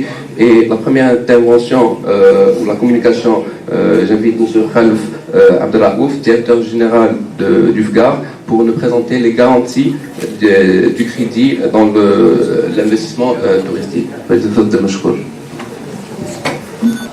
Une piste à suivre, parce que le fonds de garantie est là pour répondre à une problématique très importante. Les investisseurs ils vont la banque pour demander un crédit bancaire. Il faut un montage financier 30-70, des fois, quand des banques demandent au même 40-60. 40% d'apport personnel, c'est très important. Mais même pour le reste, pour la partie crédit, on demande aux investisseurs des garanties réelles qui sont à hauteur du crédit demandé. Et ça, c'est une condition de la Banque d'Algérie. Ce n'est pas une condition qui a été mise par les banques elles-mêmes. C'est les règles prudentielles de la Banque d'Algérie. راح ندير لكم بريزونطاسيون تاع لوفغار دعم الصندوق للاستثمار السياحي، الضمان المالي للصندوق، الضمان المالي في اطار برنامج الاتحاد الاوروبي، واحصائيات نشاطات الصندوق الى غايه ديسمبر 2017. Le fonds de garantie des crédits au PME, c'est un fonds qui a été créé en 2002 وكنا عاودنا القانون الاساسي تاعنا في 2017 dans le cadre تاع la mise en conformité مع la nouvelle loi d'orientation sur la PME اللي تعاودت en 2017 كذلك، وين الصندوق اصبح عنده plus de missions ou plus de prérogatives. فالصندوق تاعنا يدخل في 4 حالات. يدخل في اطار انشاء مؤسسه جديده، في اطار السياحه عندك قطعه ارض حبيت تبني فندق تقدر تستفاد من الضمان المالي تاعنا. توسعه المؤسسات الموجوده، vous avez un hôtel en activité vous voulez faire la modernisation de cet hôtel تقدروا تستفادوا كذلك من الدعم تاعنا. On peut كيف prendre en charge تجديد اجهزه الانتاج، اخذ مساهمات. ومؤخرا في القانون الاساسي الجديد on a eu une autre mission، هي l'accompagnement pour les PME qui sont dans l'export. المؤسسات المؤهله، لانه بعد اكيد راح يطرحوا سؤال واش راح الصندوق واش راح يربح من المرافقه تاعو. احنا الصندوق الهدف الاساسي تاعنا اننا نعاونوا l'émergence تاع une PME، باسكو حبينا ولا كرهنا les économies fortes. Il ne faut pas voir les grands groupes industriels, il y a toujours derrière des PME qui font remonter vers le haut ces grands groupes industriels. فالهدف الاساسي هو انشاء مؤسسات صغيره متوسطه، خلق مناصب شغل وخلق الثروه.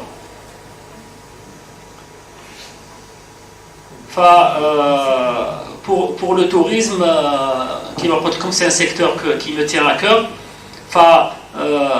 on a essayé d'accompagner les projets touristiques. C'est vrai que vous allez voir que l'accompagnement تاعنا c'est une garantie financière et c'est une garantie de l'État. يعني ضمان مالي وضمان تاع الدولة الجزائرية. À partir de 2009, يعني même si demain le fonds est appelé à disparaître, il y a derrière la garantie de l'État qui va assurer la prise en charge des crédits garantis. On a 2 produits. On a le produit FGAR et le produit MEDA. Pour le produit FGAR, il est destiné surtout à la phase création. يعني خلق المؤسسات. وين القيمة الأقصى تاع الضمان هي 10 مليار سنتيم، يعني 100 مليون دينار. سي فري كو بالك القيمة ماهيش كبيرة بزاف، لأنه المشكل الكبير في الاستثمار السياحي سي ان انفستيسمون لور، يشد بزاف الدراهم، فبالتالي peut-être 100 millions de dinars pourra avoir l'air dérisoire, mais je pense que c'est un plus très important. On ne peut pas donner de garantie sur le bâtiment, mais on peut donner une garantie sur les équipements. Les équipements des hôtels, on peut les garantir. Grâce à notre garantie, l'investisseur لما يروح للبنكة قال أنا عندي مشروع، عندي لابور بيرسونيل تاعي. أما بخصوص القرض، إذا كان عنده ضمانات عينية يمدها، إذا ما عندوش قال أنا ما عنديش ضمانات عينية ولكن عندي ضمان تاع صندوق ضمان القروض اللي هو ضمان تاع الدولة وهو ضمان مالي. Les banques ont tout à gagner par rapport à notre garantie, parce que une garantie réelle, quand elle est mise en jeu, قال راح نعطي قطعة أرض لازم البنكة تعاود تبيعها.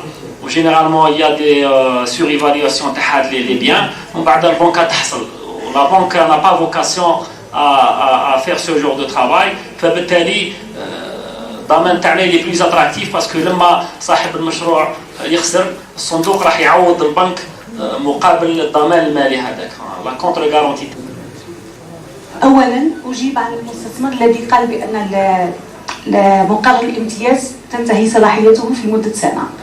مقر الامتياز لا تنتهي إلا إذا لم يعرف المشروع بداية في مدة سنة.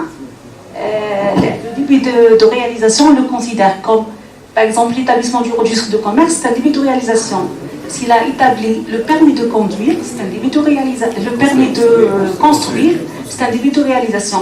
S'il s'agit d'une activité réglementée, donc l'obtention des agréments, c'est un début de réalisation. Ce n'est pas uniquement l'acquisition du matériel ou la bâtisse, le commencement de la bâtisse. القانون الجديد أتى بامتيازات جديدة واعتبر قطاع السياحة بريوريتير. دونك كل مشروع عنده مرحلتين، مرحلة الإنجاز ومرحلة الاستغلال. في مرحلة الإنجاز عندنا الإعفاء من الحقوق الجمركية فيما يخص السلع المستوردة التي تدخل مباشرة في إنجاز الاستثمار، إعفاء من الرسم على القيمة المضافة فيما يخص السلع والخدمات المستوردة أو المقتناة محليا التي تدخل مباشرة في إنجاز الاستثمار، إعفاء من دفع حق نقل الملكية بعوض والرسم على الإشهار العقاري عن كل المقتنيات العقارية التي تتم في إطار الاستثمار المعلوم. معناتها l'exonération de la TVA, l'exonération des droits de douane et l'exemption de droits de mutation. Les biens fonciers entrent directement dans le cadre de l'investissement. إعفاء من حقوق التسجيل والرسم على الإشهار العقاري، c'est l'exonération de droits d'enregistrement et publication. تخفيض بنسبة 90% من مبلغ الإتاوة الإيجارية السنوية المحددة من قبل مصالح أملاك الدولة خلال فترة إنجاز الاستثمار. Donc, dans le cadre de la concession, il y a un échéancier, il y a un abattement de 90%. إعفاء لمدة 10 سنوات من الرسم العقاري على الملكيات العقارية التي تدخل في إطار الاستثمار ابتداء من تاريخ الاقتناء.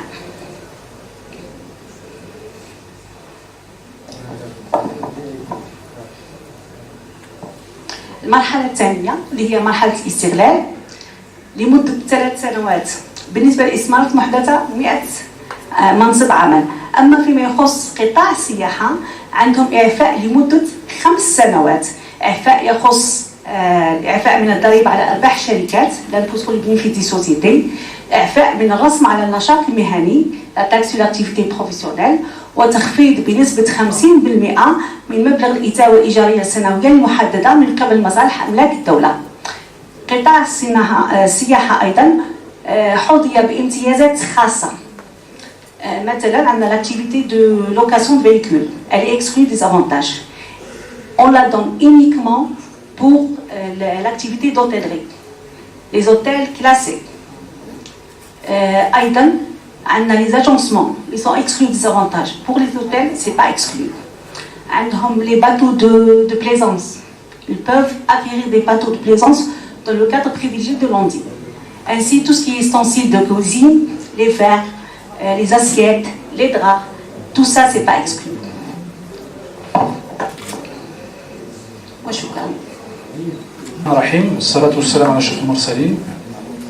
D'abord, je tiens à remercier notamment M.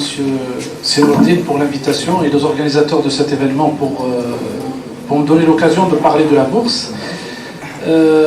Pourquoi? Parce que j'ai tenu à être ici, j'avais des engagements, mais j'ai dû les annuler pour être présent aujourd'hui. Pour la simple et bonne raison que j'espère que moi j'apporte des solutions. N'est-ce pas? Alors, très rapidement, je vais vous expliquer d'abord ce qu'est la bourse pour que vous puissiez comprendre. La bourse, en fait, c'est un marché. Alors, nous sommes différents d'une banque. Nous ne sommes pas une banque. D'abord, nous sommes un établissement financier, mais nous ne sommes pas une banque. Nous mobilisons des fonds pour les entreprises, mais également pour l'État et les collectivités territoriales. Donc, je saisis d'abord l'occasion aussi du fait qu'il y a les représentants de la PO ici. J'aurais aimé que le PAPC aussi soit présent.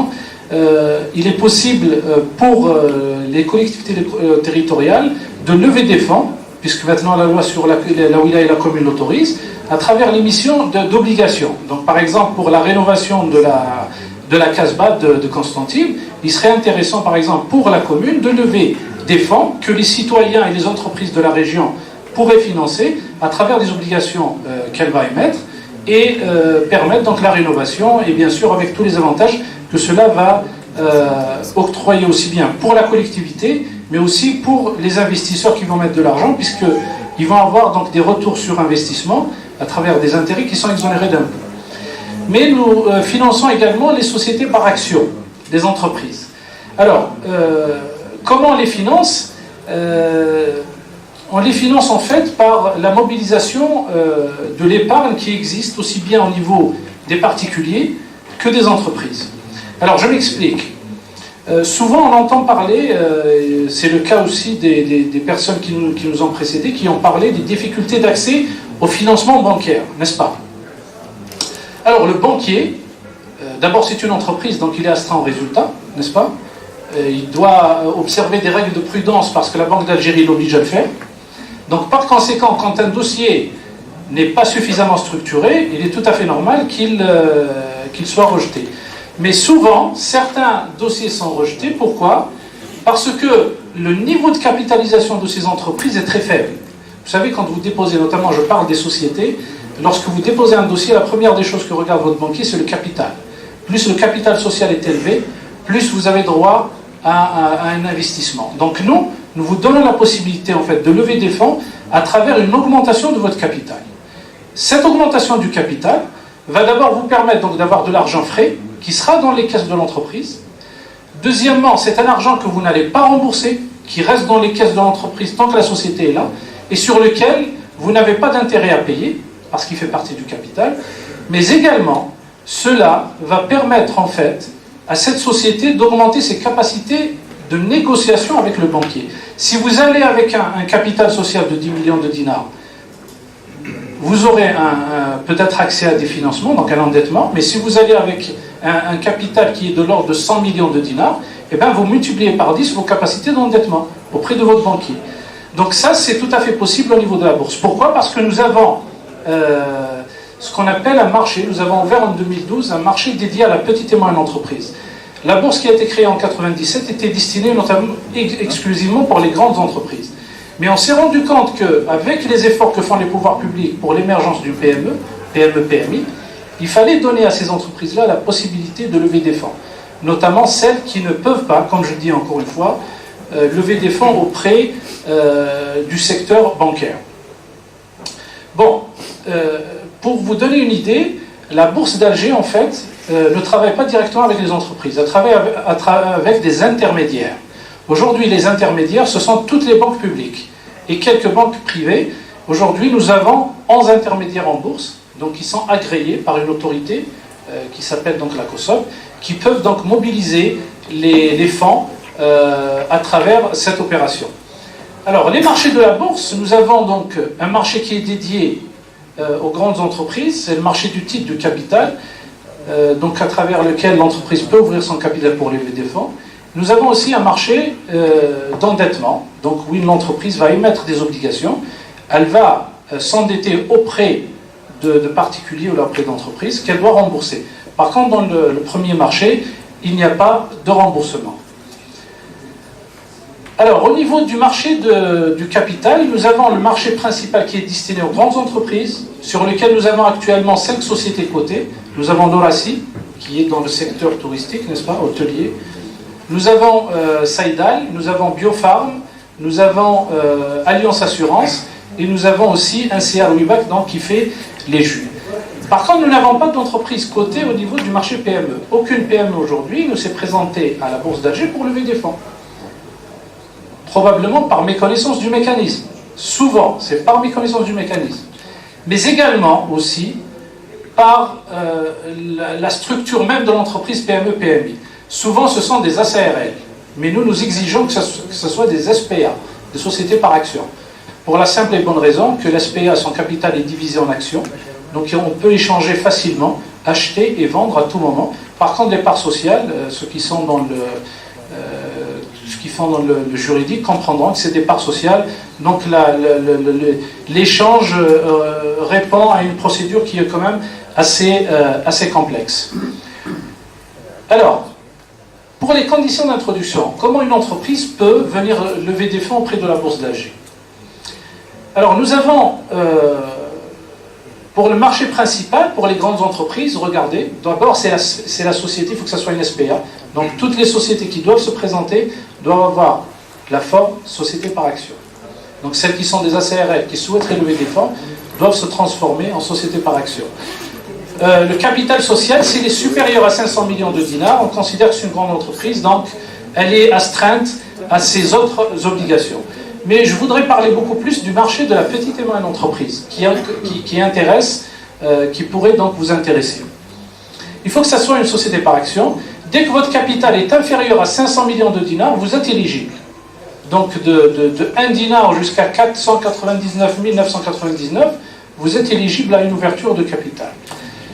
Vous devez ouvrir au moins 10% de votre capital. Et c'est là aussi où nous rencontrons des problèmes. La majorité des PME-PMI, ce sont des sociétés familiales. Est-ce qu'aujourd'hui, les sociétés familiales acceptent des actionnaires étrangers à la famille? Bon, souvent ce n'est pas le cas, mais celles qui souhaitent véritablement... Après, on va parler des avantages. Pourquoi je m'introduis en bourse? C'est là où on verra qu'il est intéressant d'y aller. Donc on leur demande d'ouvrir 10%. C'est pour leur dire que vous avez encore 90% que vous gardez entre vos mains. Donc vous ne perdez pas le contrôle de l'entreprise. Vous devez donc présenter éventuellement 2 bilans, les 2 derniers bilans, mais comme vous pouvez aussi créer votre entreprise auprès de la bourse. Si vous avez une idée, vous n'avez pas suffisamment de fonds, vous pouvez lancer votre projet pour un appel de fonds auprès du marché et toute la place financière va se mobiliser pour vous ramener cet argent, encore une fois, qui n'est pas une dette, donc qui va rester dans le capital de l'entreprise tant que cette société est toujours en activité. Et bien sûr, vous voyez en bas, nous avons mis accompagnement d'un promoteur en bourse. Lorsqu'on a créé le marché de la petite et moyenne entreprise, nous avons créé un nouveau métier. Pourquoi? Parce qu'on s'est dit, la bourse pour les PME, ça peut être assez complexe. Donc on a créé un métier qui est destiné notamment aux experts comptables, aux avocats d'affaires, etc., qui seront éventuellement agréés par la COSOB en tant que promoteur en bourse, qui vont se charger de tout l'aspect législatif et réglementaire. Donc l'entreprise n'aura pas à se soucier de ces aspects. Elle va signer un contrat de 5 ans et c'est ce promoteur-là qui se chargera donc de veiller à ce que cette société respecte les obligations légales et réglementaires du marché. Bon, je ne parlerai pas du marché obligataire. Maintenant, si une société est intéressée par une introduction en bourse, si elle veut lever des fonds auprès de la bourse, qu'est-ce qu'elle doit faire? La première des choses, c'est l'évaluer. Il faut évaluer cette entreprise. C'est comme si vous voulez aujourd'hui vendre quelque chose, une voiture, une maison ou autre, il faut lui donner une valeur. Donc la première des choses, c'est une évaluation qui peut être faite par tous les experts comptables inscrits à l'ordre, au tableau des experts, ou bien certaines sociétés qui sont agréées aussi par l'autorité de marché. Choisir un intermédiaire, donc j'ai dit ce sont les 11 intermédiaires dont j'avais parlé, toutes les banques publiques, et nous venons de recevoir les agréments Salama Bank et la banque El Baraka. Et bien sûr, déposer aussi une demande qui sera accompagnée d'une notice d'information. Et cette notice d'information, moi je fais en réalité. Alors, une précision de taille. Quand vous allez demander des crédits bancaires, on vous demande des garanties, n'est-ce pas? Ça peut être des sûretés réelles, des terrains, quelque chose que vous allez hypothéquer. On ne vous demande rien du tout. Aucune hypothèque, aucune sûreté réelle. La seule garantie, c'est votre projet. Est-ce que votre projet peut intéresser les éventuels financiers, ceux qui vont financer votre projet? Donc toute l'idée repose sur la présentation d'un business plan qui soit intéressant pour le grand public ou pour les institutionnels. D'ailleurs, nous avons aujourd'hui ici présent une première PME qui est en train de se préparer pour lever des fonds auprès de la Bourse d'Alger.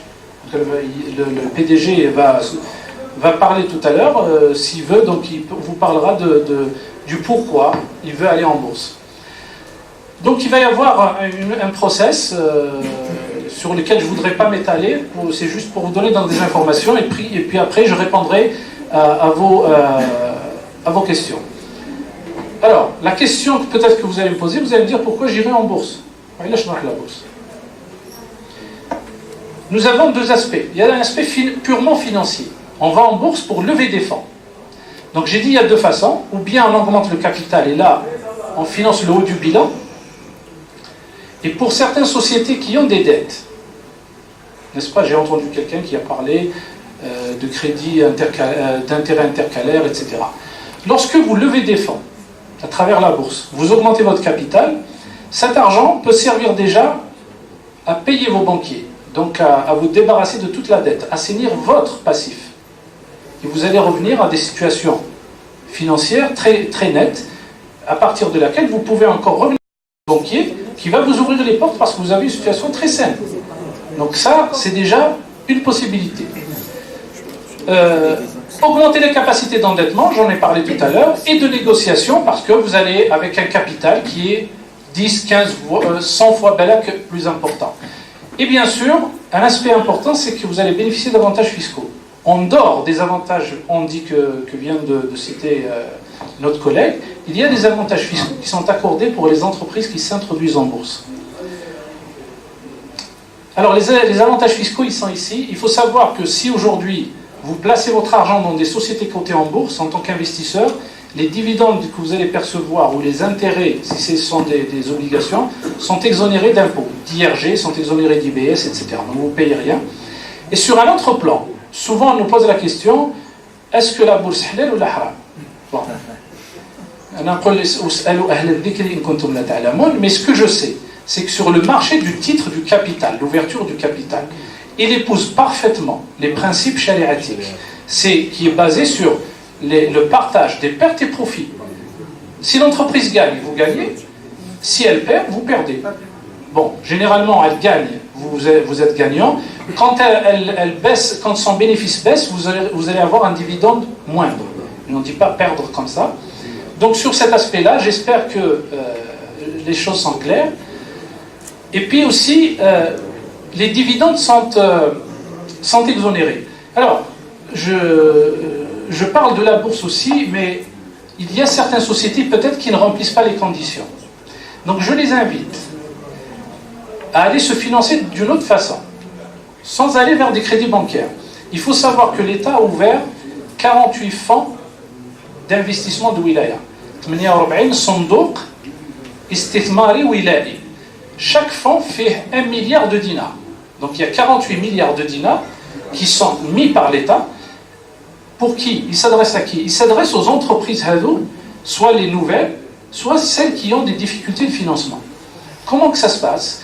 Eh bien, vous pouvez faire appel à ce fonds et qui va rentrer dans le capital de votre entreprise, mais jamais il n'aura plus de 49%. Il va vous accompagner pendant une certaine durée, généralement 5 ans. Au bout de 5 ans, il se retire. Il va investir ailleurs. Il vous donne le choix, soit vous rachetez vos parts. Si vous ne le souhaitez pas, ou là si le montant est trop élevé, vous pouvez faire la vente peut se faire à travers la bourse. Je vous cite le cas d'Ansir Wiba, les jus. Les jus Wiba, voilà. Ils sont cotés en bourse. Comment ils sont venus en bourse? Wiba avait un fonds d'investissement. Ils ont une politique d'investissement importante. Ils ont fait appel à un fonds d'investissement qui les a accompagnés. Au bout de 5 ans, le fonds voulait se retirer. Mais le fonds a fait 300% de plus-value. L'entreprise ne pouvait pas racheter, parce que c'était un gros montant. Donc qu'est-ce qu'ils ont fait? Le fonds a vendu ses parts sur le marché. En vendant ses parts sur le marché, les 25% du capital ont été cédés, ils ont été rachetés. Peut-être qu'il y a ici parmi vous qui ont acheté des actions, je ne sais pas. Eh bien, le fonds a fait donc cette vente et la plus-value qu'il a réalisée, il n'a pas payé 1 centime d'IBS. Parce que la loi le permet. Donc ça aussi, c'est un moyen de financement. Si vous ne pouvez pas venir en bourse, allez-y voir ces fonds d'investissement. Il y a aussi, il y a par exemple Jazair Istithmar, il y a la Sofinance, il y a la Finaleb, etc. Ce sont des fonds d'investissement qui peuvent vous aider à financer vos projets et à monter en gamme aussi pour atteindre en fait des niveaux de gouvernance importants. Les autres avantages non financiers maintenant, en dehors de l'aspect financier, et je vais en terminer là parce que je pense que le temps est imparti va être... Alors d'abord, ça c'est un élément important, je pense que dans le cas du tourisme, la notoriété joue un rôle primordial, n'est-ce pas? Aujourd'hui, il y a une grande concurrence, on les voit par exemple, si vous voulez louer un bungalow, un appartement ou ne serait-ce une chambre d'hôtel, vous allez sur internet, et ben, vous allez voir booking.com ou je ne sais quel, pour ne pas faire publicité, et bien ceux qui payent le plus apparaîtront en premier dans les résultats. Donc cette notoriété, là on peut vous l'offrir. C'est qu'une société qui est cotée en bourse, elle apparaît tous les jours, je dis bien tous les jours sur les médias. Les journaux, la télé, c'est une publicité qui est gratuite. Je vous donne un exemple. Biofarm qui est rentré en 2016. Lorsque Biofarm a été créé, en 10 ans, les médias ont 10 fois, c'est-à-dire en moyenne une fois par an. Lorsqu'elle a annoncé son introduction en bourse, et lorsque l'opération s'est concrétisée en l'espace de 2 mois, elle a 50 fois, ou jusqu'à présent, et elle vient d'être citée par l'une des plus grandes bourses dans le monde, qui est le London Stock Exchange, comme étant une entreprise leader dans son domaine, et en Afrique, parce que le fait qu'elle soit cotée à la bourse d'Alger, c'est un niveau de gouvernance. Donc la notoriété se trouve améliorée. La pérennité de l'entreprise, et là je marque un point, c'est un cas particulier pour les entreprises privées. Je pense que, tel que nous sommes ici, il n'y a pas parmi nous Wahed qui ne connaît pas l'histoire d'une entreprise, d'un commerçant, que lorsque le fondateur s'est retiré, ou l'entreprise elle disparaît. Dans les 5 ans, les études ont démontré que dans les 5 ans, l'entreprise disparaît. Le meilleur moyen de pérenniser votre société, c'est de l'ouvrir au capital à travers la bourse. Pourquoi? Aujourd'hui, Biofarm, qu'est-ce qu'a fait Biofarm? Elle a vendu 20%. Le fondateur, qui est M. Carral, a vendu 20% de son entreprise. Il a 20%. Il a atteint 80 ans. Il veut se retirer. Qu'est-ce qu'il veut faire? Il a dit, je le fais en bourse. Il a vendu ses parts en bourse. Aujourd'hui, si un de ses enfants, de ses petits-enfants veut acheter ses parts, eh bien, il les achète au prix du marché. Il regarde le niveau de cotation, il va chez son banquier, lui dit je veux acheter, il achète. Il n'est pas nécessaire d'aller en justice, etc., de bloquer l'entreprise. Donc ça, c'est un élément important. Et nous voyons aussi beaucoup d'entreprises aujourd'hui, les fondateurs ont atteint un âge où ils doivent se retirer, prendre leur retraite, profiter un peu de la vie. Eh bien, leur part peut être mise sur le marché. Et on a des exemples à travers le monde, pour ne citer que Peugeot par exemple, c'est une société qui est cotée, mais qui est une multinationale aujourd'hui. Mais les fondateurs sont toujours là et bénéficient davantage et de tous les dividendes. Autre élément important, la mobilité du capital. C'est qu'aujourd'hui, quand quelqu'un achète vos actions, si demain il veut les vendre, il ne vient pas vous voir. Il va voir le marché. Il peut les vendre alors que vous continuez à travailler avec son argent. Donc il va y avoir une mobilité. Élément autre important, c'est le niveau de gouvernance. Aujourd'hui, on remarque malheureusement que le niveau de gouvernance de certaines de nos entreprises n'est pas au standard international. Si on veut s'attaquer à des marchés internationaux, il faut être au standard international. Les marchés internationaux sont très exigeants.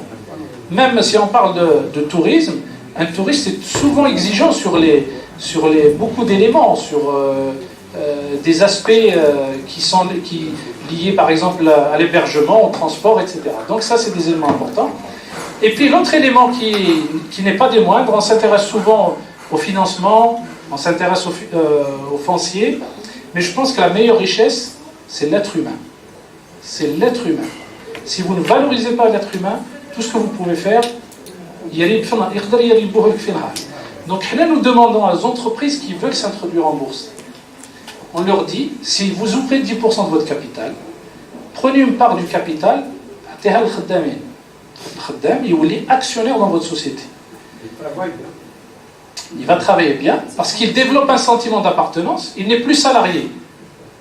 Il sait qu'à la fin de l'année, s'il travaille bien, l'entreprise va avoir plus de revenus, donc il aura plus de dividendes. Ça aussi, c'est un élément important.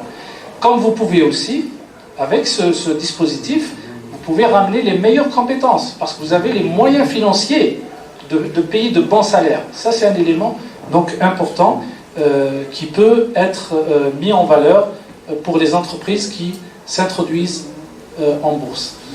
Donc je vais m'arrêter ici, puisque c'est un exposé comme ça qui parle un peu de la bourse et des avantages. Donc s'il y a des questions, je serai content d'y répondre. Et encore une fois, je renouvelle mes remerciements donc, à nos amis de l'ANDT, du ministère du Tourisme, de la direction du tourisme et de l'artisanat, et de tous ceux qui nous ont reçus. Et je vous souhaite aussi pleine réussite pour ces travaux et ceux à venir. Merci. Il est nécessaire de parler de la destination en termes de projet au pluriel et non pas au singulier. Ce qui nous intéresse dans cette étude, c'est la dernière définition du professeur M. Boualem Qadri, de nationalité algérienne et qui exerce au Canada à l'université UQAM. Lui, ce dernier, il explique la destination via ce schéma, c'est-à-dire la destination comme projet, elle comporte un ensemble de projets en elle-même. Un projet urbain, un projet de gestion, un projet d'aménagement, un projet économique et un projet anthropologique. Typologie des destinations. On démarque 4 typologies de destination. La première typologie de destination, il y a la destination urbaine. Ensuite, on a la destination littorale. Ensuite, on a la destination de montagne. Et en dernier, il y a la destination rurale de nature et de découverte. On passe à la notion de l'excellence. On parlait de la destination en tant que concept. Ensuite, on parle beaucoup plus de la notion d'excellence. La notion d'excellence doit s'entendre sur le plan de l'excellence des destinations et non pas sur le plan de l'excellence du tourisme. La notion d'excellence définie comme un objet à rechercher et non pas comme un état acquis conduit à proposer que les résultats de l'évaluation d'une destination accompagnés de recommandations générales pour donner de la valeur ajoutée à la destination et favoriser une démarche d'amélioration continue fondée sur 2 points de vue fondamentaux et complémentaires. Le premier point de vue, à court terme, consiste à définir la capacité de la destination pour répondre aux attentes des touristes. Dans son état pur, ça constitue un objectif économique essentiel d'une destination et conditionne sa performance et son développement immédiat. Le deuxième point de vue, c'est un point de vue à long terme, lié aux objectifs du tourisme durable, afin d'assurer un partage équitable de la valeur créée par le tourisme et préserver les ressources de la destination. C'est très important, le développement durable. Quand on évoque la destination touristique d'excellence, c'est très important d'évoquer le tourisme durable. La deuxième partie de notre présentation, elle relève du Centre mondial d'excellence des destinations. Présentation du CED. Le Centre mondial d'excellence des destinations, collaborateur exclusif d'AOM Invest en Algérie. Le Centre mondial d'excellence des destinations CED Montréal, Canada, a été créé en 2007 avec l'assistance de l'Organisation mondiale du tourisme, avec mission d'amener les destinations touristiques du monde entier à l'excellence en les aidant à atteindre leurs objectifs de développement durable. C'est-à-dire qu'en 2007, il y a eu cette réflexion émise par l'OMT pour créer carrément un centre d'excellence des destinations touristiques. Mission du CED.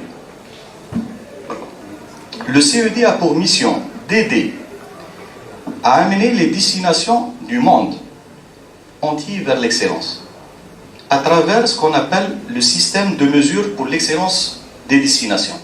Un outil qui a été confectionné spécialement par le CED et les experts du CED pour atteindre ce niveau d'excellence. Parmi les partenaires du CED, on décompte l'OMT,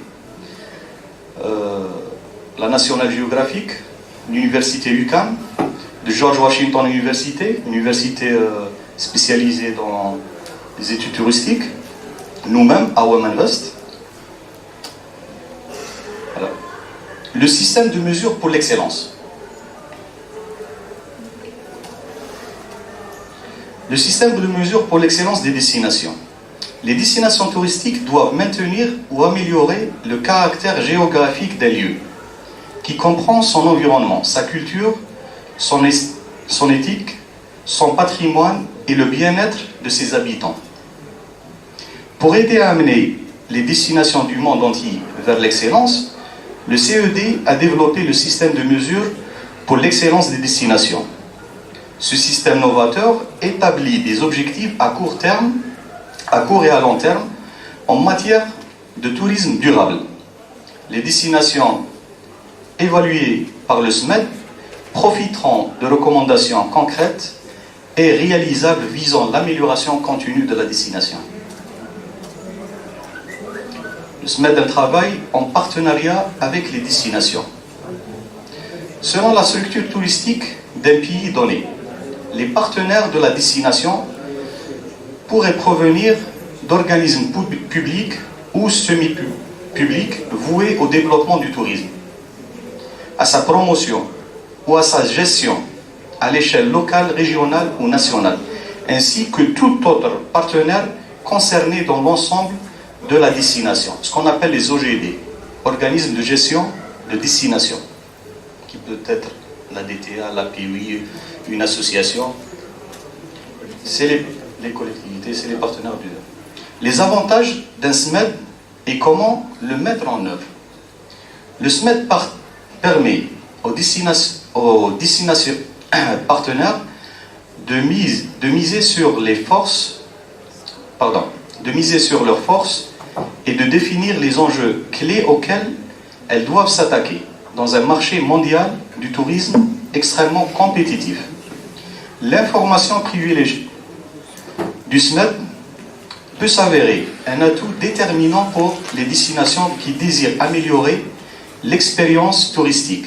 En outre, le SMED constitue une valeur ajoutée pour les destinations partenaires puisque les parties prenantes de la destination pourront utiliser cet outil polyvalent de plusieurs façons. Alors, le SMED, c'est un outil de diagnostic. Il brosse le portrait le plus concis et le plus complet possible de la destination touristique à un moment donné dans le temps. Le SMED aussi, c'est un outil de progrès. Le SMED met en relief les forces et les faiblesses d'une destination, ce qui encourage les parties prenantes de la destination à prendre des mesures concrètes pour maintenir ce rendement ou l'améliorer. Le SMED aussi conseille d'entreprendre des actions pour hausser le niveau d'excellence et d'effectuer un suivi à la lumière des résultats de l'évaluation. On utilise aussi le SMED, cet outil, comme un outil de marketing. Le SMED révèle les caractères distinctifs et les qualités intrinsèques d'une destination. Par conséquent, la destination peut rehausser sa compétitivité sur le marché et peaufiner sa stratégie de marque. Il est aussi un outil d'analyse comparative. Il peut servir d'outil de comparaison entre destinations ou par rapport à la moyenne mondiale des destinations, devenant ainsi un répertoire des meilleures pratiques et expériences accessibles aux partenaires de ce projet mondial. En dernier, le SMED, il est aussi un outil de collaboration, agit comme catalyseur pour mobiliser les parties prenantes de la destination autour d'une stratégie et d'un objectif commun visant à développer un rendement durable de la destination. Comment que ça marche? Comment que ça fonctionne le SMED? Les évaluations du SMED sont menées par des experts du SED, au cours d'une série d'étapes échelonnées, en moyenne sur 5 mois. 5 mois, c'est presque rien. Ces experts détiennent des doctorats ou encore sont des acteurs reconnus du milieu touristique, cumulant au moins 10 années d'expérience dans l'industrie et bénéficiant de renommée internationale.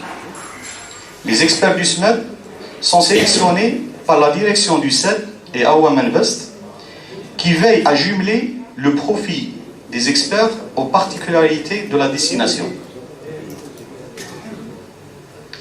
La première étape du SMED, c'est le questionnaire du profit de la destination, QPD. Le questionnaire du profit de la destination recueille de l'information générale et de la documentation au sujet de la destination qui participe à l'évaluation du SMAD. Cette information brosse un tableau préliminaire de la destination aux experts du SMAD, ce qui leur permet de préparer des questions plus pertinentes et mieux approfondies pour les étapes suivantes. La deuxième étape de cet outil consiste au confectionnement du questionnaire personnalisé du SMAD. C'est un questionnaire plus avancé. Le SMAD comporte 4 champs et 4 catégories pour mesurer l'excellence. C'est déterminé, c'est un travail universel. Les experts du SMAD choisissent les indices les plus appropriés pour le profit de la destination. Et ensuite, ils utilisent le questionnaire personnalisé de la destination initiale pour concevoir le questionnaire personnalisé sur Internet. Ils rencontrent les membres de parties prenantes, des experts régionaux, qu'ils jugent nécessaires pour les aider à remplir le questionnaire personnalisé du SMAD.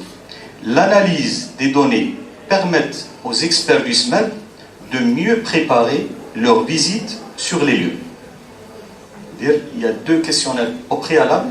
Ensuite, elle vient la 3e étape qui est une visite sur les lieux des experts du SMAD.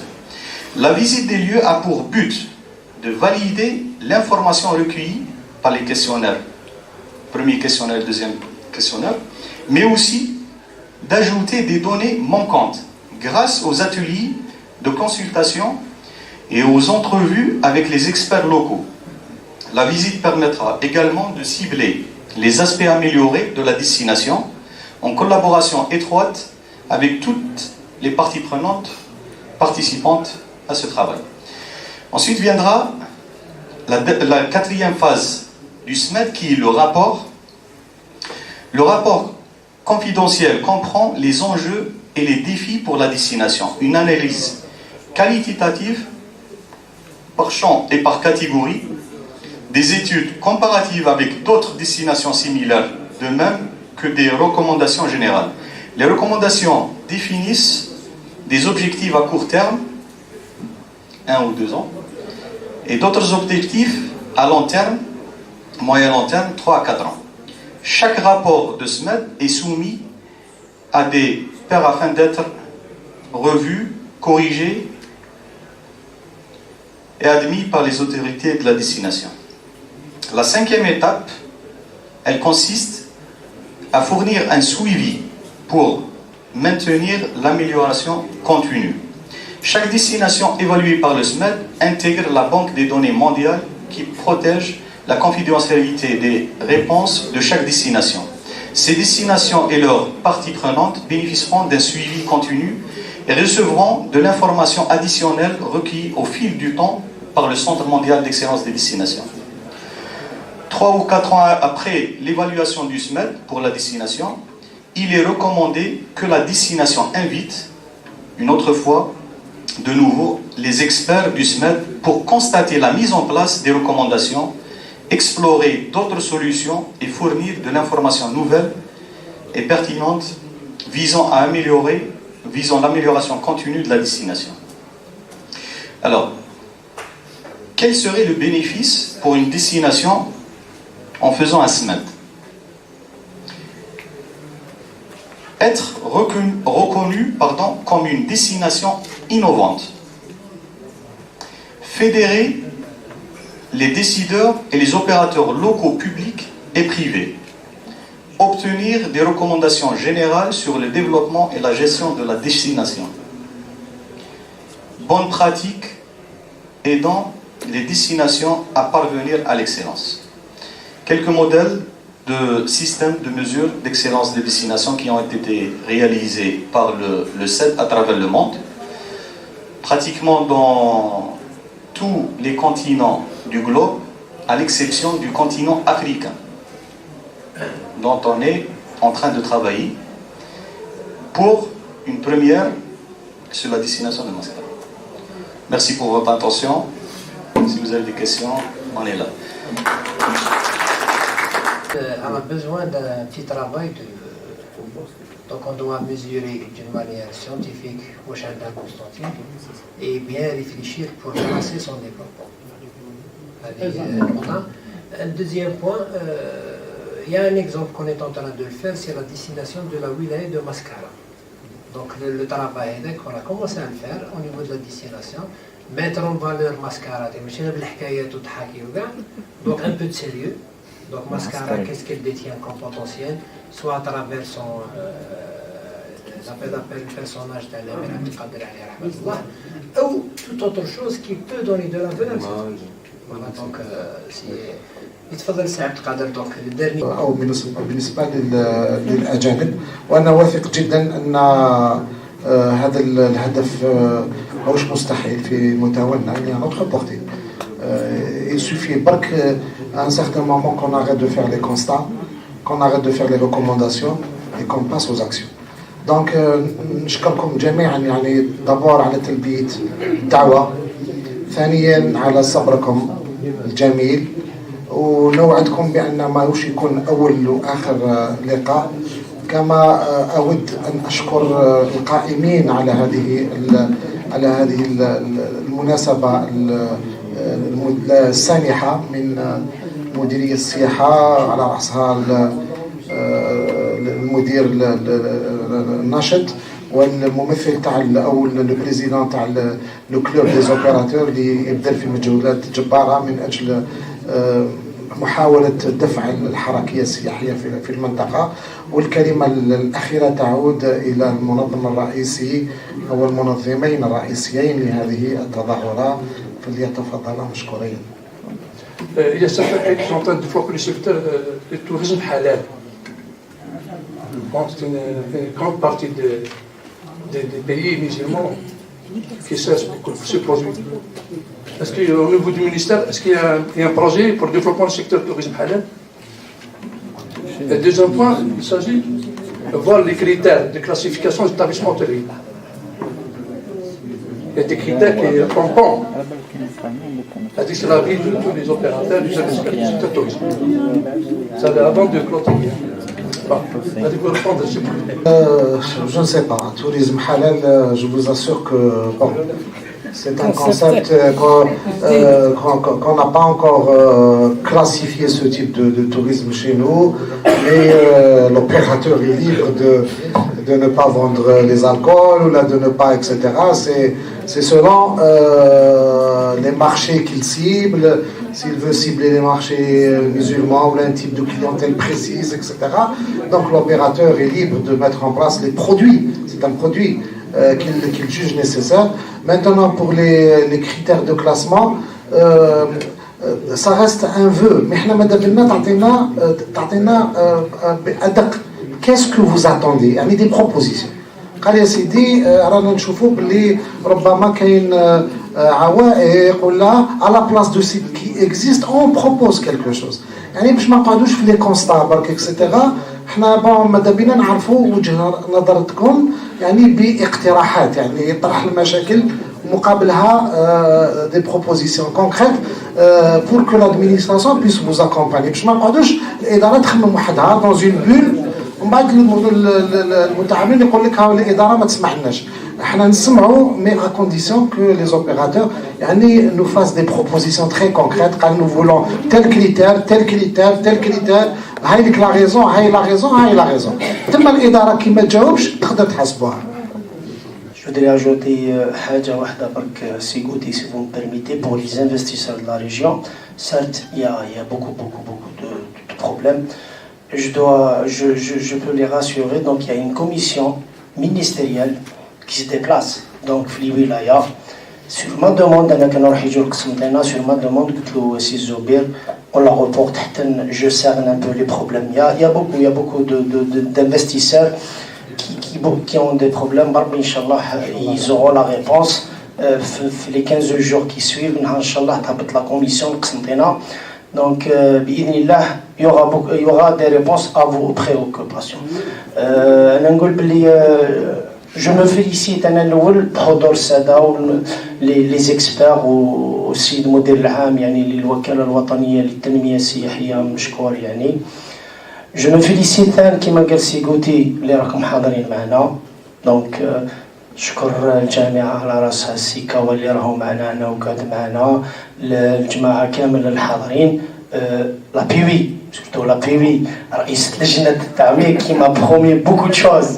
Elle est très dynamique, elle est architecte de formation et elle connaît vraiment les problèmes de Constantine. Donc نقول باللي on va travailler ensemble، نخدموا مع بعضنا إن شاء الله يد في اليد، لأنه السياحة الشعار تاعنا ديما قضية الجميع. On peut rien faire يا جماعة. السياحة مش قضية مديرية السياحة ولا قضية وزارة السياحة، هي قضية tous les secteurs. tous les secteurs اللي راهم معنيين مباشرة أو غير مباشرة بالسياحة. دونك sans trop tarder باسم السيد والي الولاية دونك أعلن رسميا على انتهاء أشغال هذه الندوة، وإن شاء الله البروغرام مازال il continue. Il y aura un B2B إن شاء الله يوم السبت، لقاء بين les professionnels du tourisme. دونك في هذا المكان يا بعدا دونك راح يكون، ونختموها ان شاء الله بسيركوي توريستيك لفائده وكالات السياحه الاصفر الاجنبيه.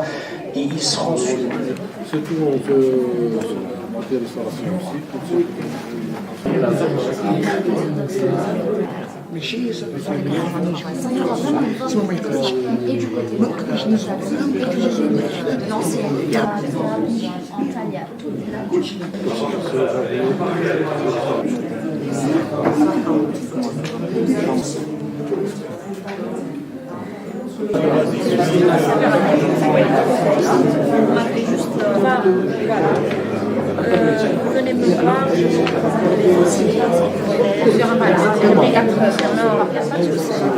et le métier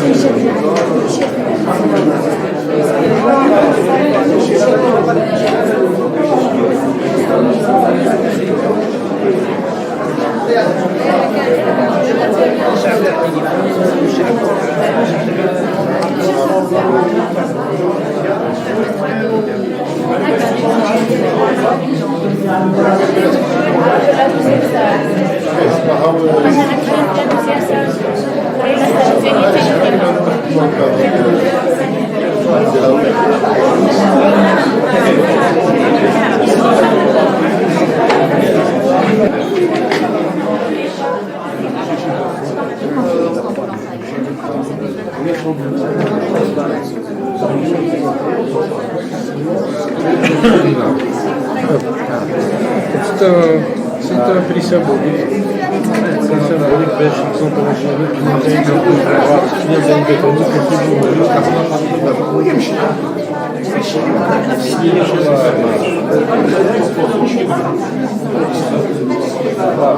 يكونوا كندير دي بيس لا لا لي موين